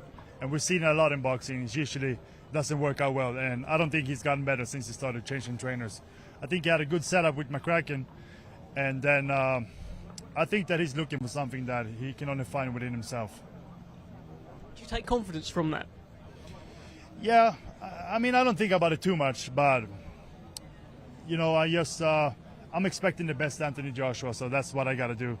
And but you know, I don't know Ben Davison that well, but I know that when I fought Fury, after that fight, he got fired pretty much. So Fury went on to hire Sugar Hill, and then he stopped Wilder in his first fight back. So I think Fury got better when he switched trainers, to be honest. That sounds like shots fired from Otto Wallin. Well, it's the truth. That's all it is. What sort of fight are you expecting from him? Because we feel like he's maybe been a bit gun-shy since that fight against Ruiz. But he rediscovered the knockout against Robert Helenius. I mean, do you feel like that'll do quite a lot for his confidence? Will he go looking for you early, do you think? Or what are you expecting? He might. I don't know. I mean, he probably, I would guess that he's trying to come out aggressive.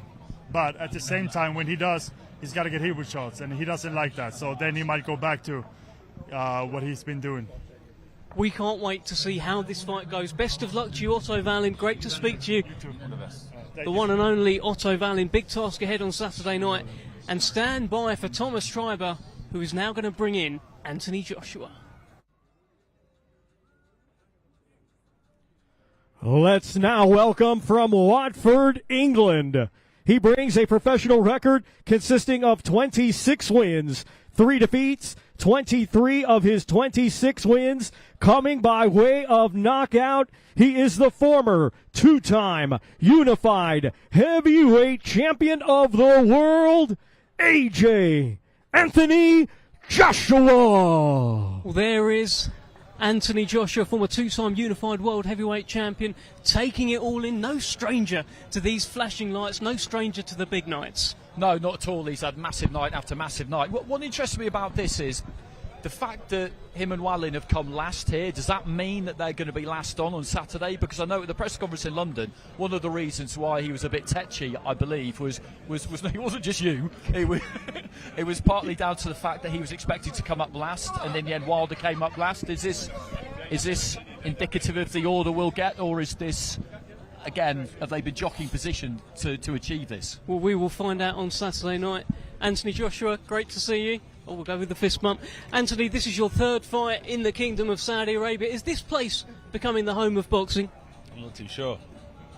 You tell me. It seems like a great place to be. How are you enjoying Riyadh? Just focus, really. I haven't really seen much of it. I'm just in the gym and back to my hotel. Big fight, Andy Clark. Yeah, huge. We were just saying that you've had big fight after big fight after big fight for such a long time now. Does fight week ever change for you? Is the process still the same as it's always been? Process gets better. You learn more. Just lock in and fight, and just focus fully. You're quite different to how you were yesterday. You were nice and relaxed yesterday. Today you seem to have retreated a little bit further into fight mode. Correct. What do you make of Wallin? Look, he's a tough opponent. We see that against Fury. The shot I'm expecting to see from you is the shot that you threw against Martin, against the southpaw, the right hand straight down the middle. Is that something you're going to be looking for? 100%. Definitely. It's been a lively week with Jarrell Miller. He seems to be coming after you every chance he gets. What have you made of him? The drug cheat. Is that a fight you'd entertain? No, definitely. At no point, no. No way, no. Him and Dylan will make a good fight. All good? We will let you go, Anthony. You're fully focused. Great to speak to you. Keep it close. Let's go with that one again. The one and only Anthony Joshua, so focused. I was looking at you, Andy. I thought maybe you had something. In this game, Dev, sometimes you need to know when to quit. Look, that's a man that is just fully focused on Saturday night. You know, you can't get blood out of a stone. I think, look, he wants that first belt. And sometimes when you sense that, there's no point prying and trying. Look, the man wants to fight. Do you find it quite interesting though that it's Tuesday? Yesterday he was chatty, he was relaxed yesterday. I mean, to kind of flick that switch that early is If quite if I'm unusual. deadly honest, I think he's sick of all of this. I think he wants to just fight and win and prove people wrong. I think he's annoyed somewhat with the build-up in fights. I think some people take what he says out of context, maybe from time to time, but I just think he just wants to fight now. I think he's desperate just to prove how good he still is, and just seeing there, he's no desire to talk. He just wants to fight, and I don't mind that. I don't mind that when you've got someone who looks so switched on and so focused. You know, he's not blasé. He's not just looking around and there in the headlight. He's on it. Yeah. He's on it. And then, if anything, I listen to him there. I'm more excited for that first bell than I was before. Yeah, if he can channel all of that. Listen, people talk about the old AJ. Is the old AJ still there? That looked like a guy who knew exactly what he wanted to do on Saturday night. Yeah, absolutely. It's interesting. I was thinking about this the other day, and fighters who have long careers, they often come in kind of 3 acts. The first act will be the amateurs, when you're doing it just for the love of it, and that's all that counts. Then act 2, you turn professional, and you're chasing the titles and the glory, and you kind of trust that the money will come with it, but it's still not even really about that. And then if you get to the final act, that's really about when you're just doing it for you. And you've got the biggest fights you could get and as much money as you could get, and you don't really care what anybody's got to say about it. And I feel like that's do you know where he is. what I like about him at this moment is you're right, he's doing it for him. And I remember asking him a little while back, I think he was at the presser for the Dillian White fight, and I said to him, is the goal still to be a 3-time world champion? He said yes, absolutely. He's earned millions and millions. He's ticked lots of boxes, but he's doing this because he wants to make more history, create more legacy, and you can see it in his eyes there. He's desperate to prove people wrong and to really turn some heads. Yeah, absolutely. And listen, he's going to turn heads no matter what he does. Every step that he takes, everything that he says on a mic, everything he does gets heavily scrutinised by the boxing world and the public. It must be a lot of pressure to live under. Yeah, it is. And it's impossible to imagine what that's like, basically. And, the world can be a very fickle place. And you look at what he's achieved, like Darren said, in a really short space of time, too, given when he took up boxing. It's absolutely absurd, to be honest, that you take up boxing in 2008. In 2018, you're Olympic gold medalist and unified heavyweight champion of the world. I mean, it's borderline impossible. And then, of course, you lose, and the world's a very binary place these days. Either somebody's the best or they're rubbish. Either you're for something or you're against it. And he's found that out the hard way. And it must be hard, because as much as you say you don't care what people think and all the rest of it, God, I don't know what it would be like if any stranger in the street just had an opinion on everything you did. Yeah. Well, listen, viewers at home could currently see Anthony Joshua and Deontay Wilder both on their screens. Listen, my mouth is watering, Darren. I don't know if you can see it. I don't know if it's putting you off. Well, I am stepping slightly away.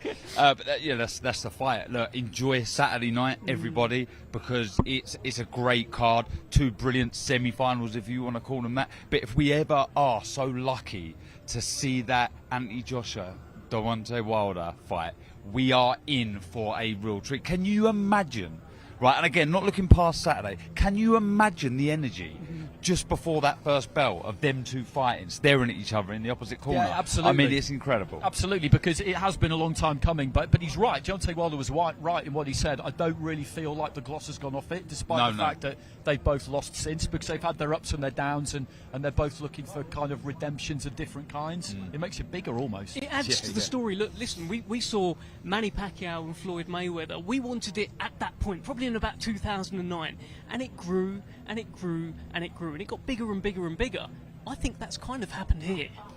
Yeah. Look, it probably for them in their careers, as far as prime's concerned, it would have happened a little while ago. But as far as building it up, because you're finally going to get what you've been after, in that sense, it's bigger. But it's just, I mean, it's looking very exciting. The format or the map for the heavyweight division, I'm really excited about it. Listen, people are talking about Otto Wallin for Anthony Joshua as a bit of a banana skin, and one of the reasons they mention is the southpaw stance and how Anthony Joshua, of course, struggled with Usyk.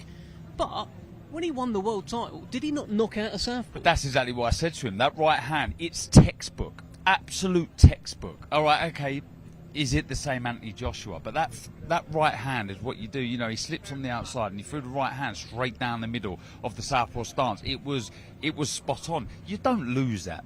That's there. That know-how is there. And I think, look, for me, not to get too technical, but feet are crucial here. Wallin can move for a big guy, he's very nimble, and it's important for AJ to bring his feet in to land that right hand. He doesn't want to be overreaching. If he's throwing the hand before he throws the foot, he's going to overreach and he can get caught with something. So feet are key, but yeah, the right hand, for me, for Anthony Joshua, is the shot that will and could do the damage. I did think his feet were better against Helenius. Yeah, I felt like he committed with his feet more, got himself closer and threw that right hand. And he was talking to us yesterday about, you know, when he's on the pads at the minute, he's really looking to punch through the pad. It's not just it's not just a drill. He's looking to punch with bad intentions all the time, and that's what you need to do at heavyweight. And in terms of struggling against Usyk, it's Usyk. It's Usyk. Who doesn't? Exactly, it's Usyk. I mean, don't give yourself a hard time there. And he's just been beaten twice by an exceptional generational talent. I don't know about you. Do you feel like that second performance against Usyk might age well?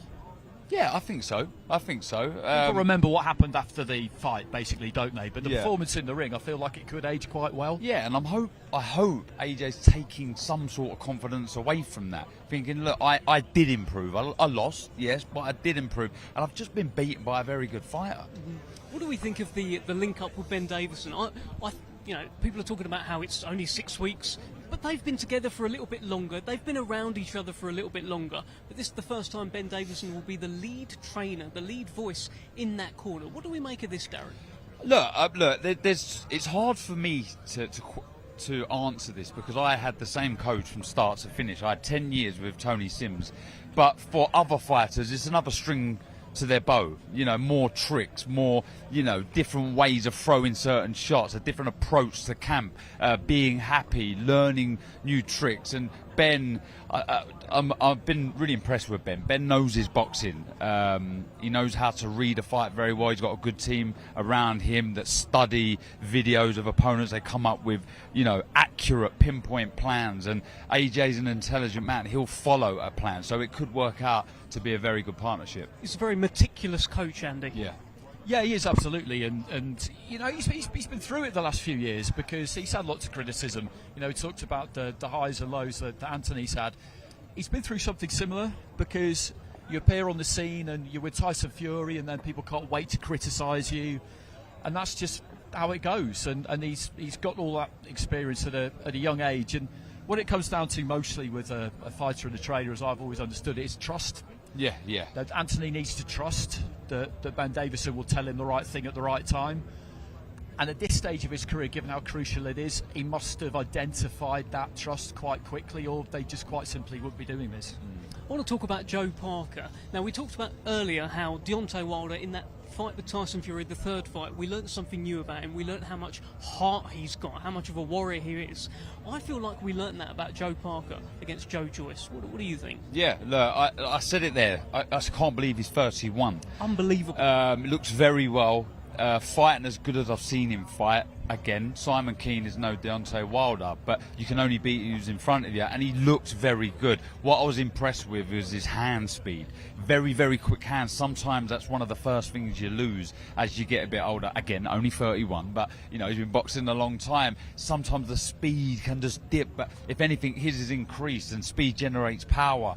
There's just an experience feel about him and know-how about him. His ring IQ's grown and gone to another level, and I think you can see that there. Sometimes you can see, I certainly can, I can see people that are hiding behind a fake personality or hiding behind words. When I see that man walk over and he's full of confidence, that's real, that's true. He's not fazed by who's in front of him, and that's saying something when you're facing Wilder. So I've been asking myself this question, as many have. What is the harder fight? Who's got the harder opponent, Wilder or AJ? And I think it's Wilder. I will probably say Wilder. Okay. You change your mind tomorrow, by the way. No, but I've changed my mind probably today after seeing Parker. Okay. The way his demeanour, the way he looks, the feel, and what he's saying, he believes in himself.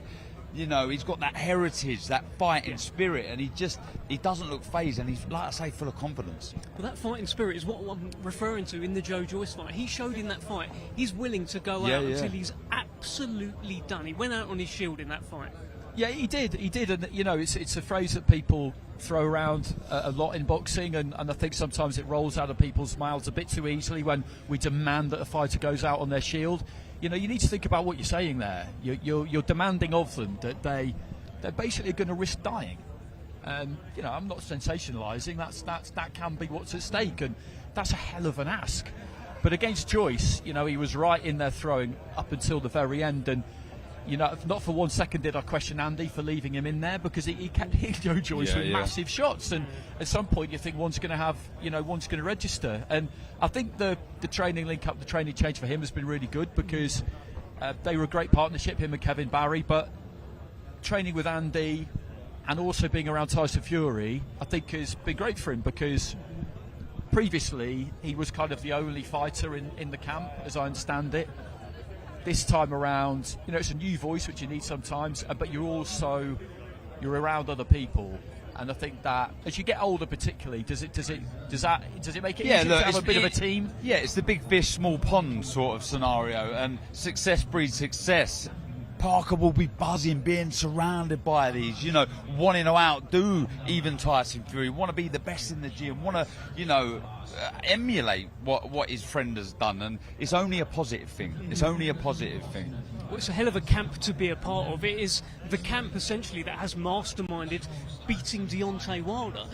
Tyson's made it very clear in terms of his advice to Joe Parker. He just says, keep out the way at the right hand, you'll be all right. Yeah, he's got the know-how as well, Parker, as well. He you know, he's cute at times, got good feet, quick hands, like I say, and I'm pretty sure we'll see lots and lots and lots of feints in that fight, try and draw out the lead and fire back with sharp counters. Again, similar to one of the other fights that I spoke about early on, it's about being busy but not greedy. Don't hold your feet and stand in the pocket too long. You know, land your shots, move your feet and go again. It is pretty simple, if I'm honest. I mean, it's a case. Do you want to do it? Just no, no. But just literally, don't get hit. Pick your shots, move your feet, and really commit to the punch, because really, I absolutely believe that they do think they're going to knock Wilder out. Because Andy, for example, Andy Lee, you know, I mean, he was a really, really good amateur. He wasn't a puncher when he was an amateur, but he went to the Kronk and they taught him how to punch, and all of a sudden he's chinning people. So they are looking for the finish, aren't they? Yeah, definitely. Do you think Deontay Wilder is underrated? Because what we've just heard there, you know, what you've said as well about how to beat him, what Tyson Fury said to Joe Parker about keep out the way of the right hand, are we underrating him? This is an Olympic bronze medalist. He's done good things as an amateur. I think his boxing ability does tend to get underrated, because he's got that bronze medal, and technique's an interesting thing to discuss, isn't it? And simply put, a good technique is one that works. Now, it might not be in the manual, the way he throws the shots. It might not be something that an England boxing coach would or even should teach, but you do what works for you. And when he throws that long right hand, that 1-2, I mean, that is pretty textbook, isn't it? Yeah, it is. He throws it correctly. He commits to the shot. He fully rotates through the shots and gets himself in a good position after to move his head. I wouldn't say I'm overlooking his boxing ability, but I'm looking at how does Parker beat him. And I would say his best chance is to be cute, smart and disciplined, as opposed to slugging out with Wilder, because there's only going to be one winner there. If you're trading hooks with Wilder, that's not, you know, it's a suicide mission. I think it's about being smart, making the big punch. Look, I've said this time and time again, sometimes a fighter's best asset can be their biggest downfall. And with Wilder, though he punches so hard, sometimes you can get a bit gun-ho and you're looking for the heavy shot every single time, becoming a little predictable. And I think that's what Parker will be hoping for, that he does become a bit predictable. He does get a bit like a gun-ho and looking for the knockout, and sometimes that can be putty in your hands. You can sort of do what you want to do a bit easier. Do you think that Joshua and Wilder will be trying to outdo each other? Definitely, 100%. Look, if we were to ask them both now, they'd say no. They'd say no. But yeah, it's just about winning so we can get that. But no doubt, if AJ's in the changing room, I'm pretty sure the monitor's going to be on, and there'll be one eye on what's going on, and he'll have one eye out there. I'm pretty sure I'd want to anyway. You know, it's an individual sport. You're highly competitive, and you want to outdo your rivals. Listen, we've got about a minute to go. I just want to sort of round up a little bit on the card. What is the fight that people are overlooking? What do you think, Andy? What's the sleeper on the card?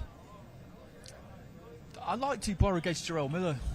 I like that fight because it is make or break for Daniel, as Frank said to us. It is, because there are question marks. We all know what they are. How much does he want it? And Miller will want it.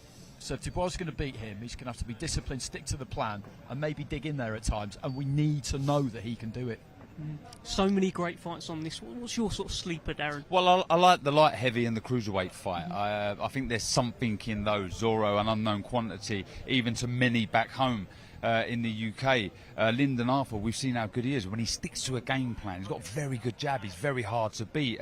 But they're in there with two monsters, like beasts of opponents. You know, two of the best out there. But boxing's a funny old game. You know, I've seen crazier things. So it's one of those, top to bottom, we're in for a real treat. Very quickly, one word answer from both of you guys. Is Joshua going to win, and is Wilder going to win? I think they'll both win. I mean, it could go either way. Yeah, Don't get me wrong, but I do believe they'll both win, and we'll see that massive fight very soon. Thank you so much for joining us. We'll see you tomorrow for the workout.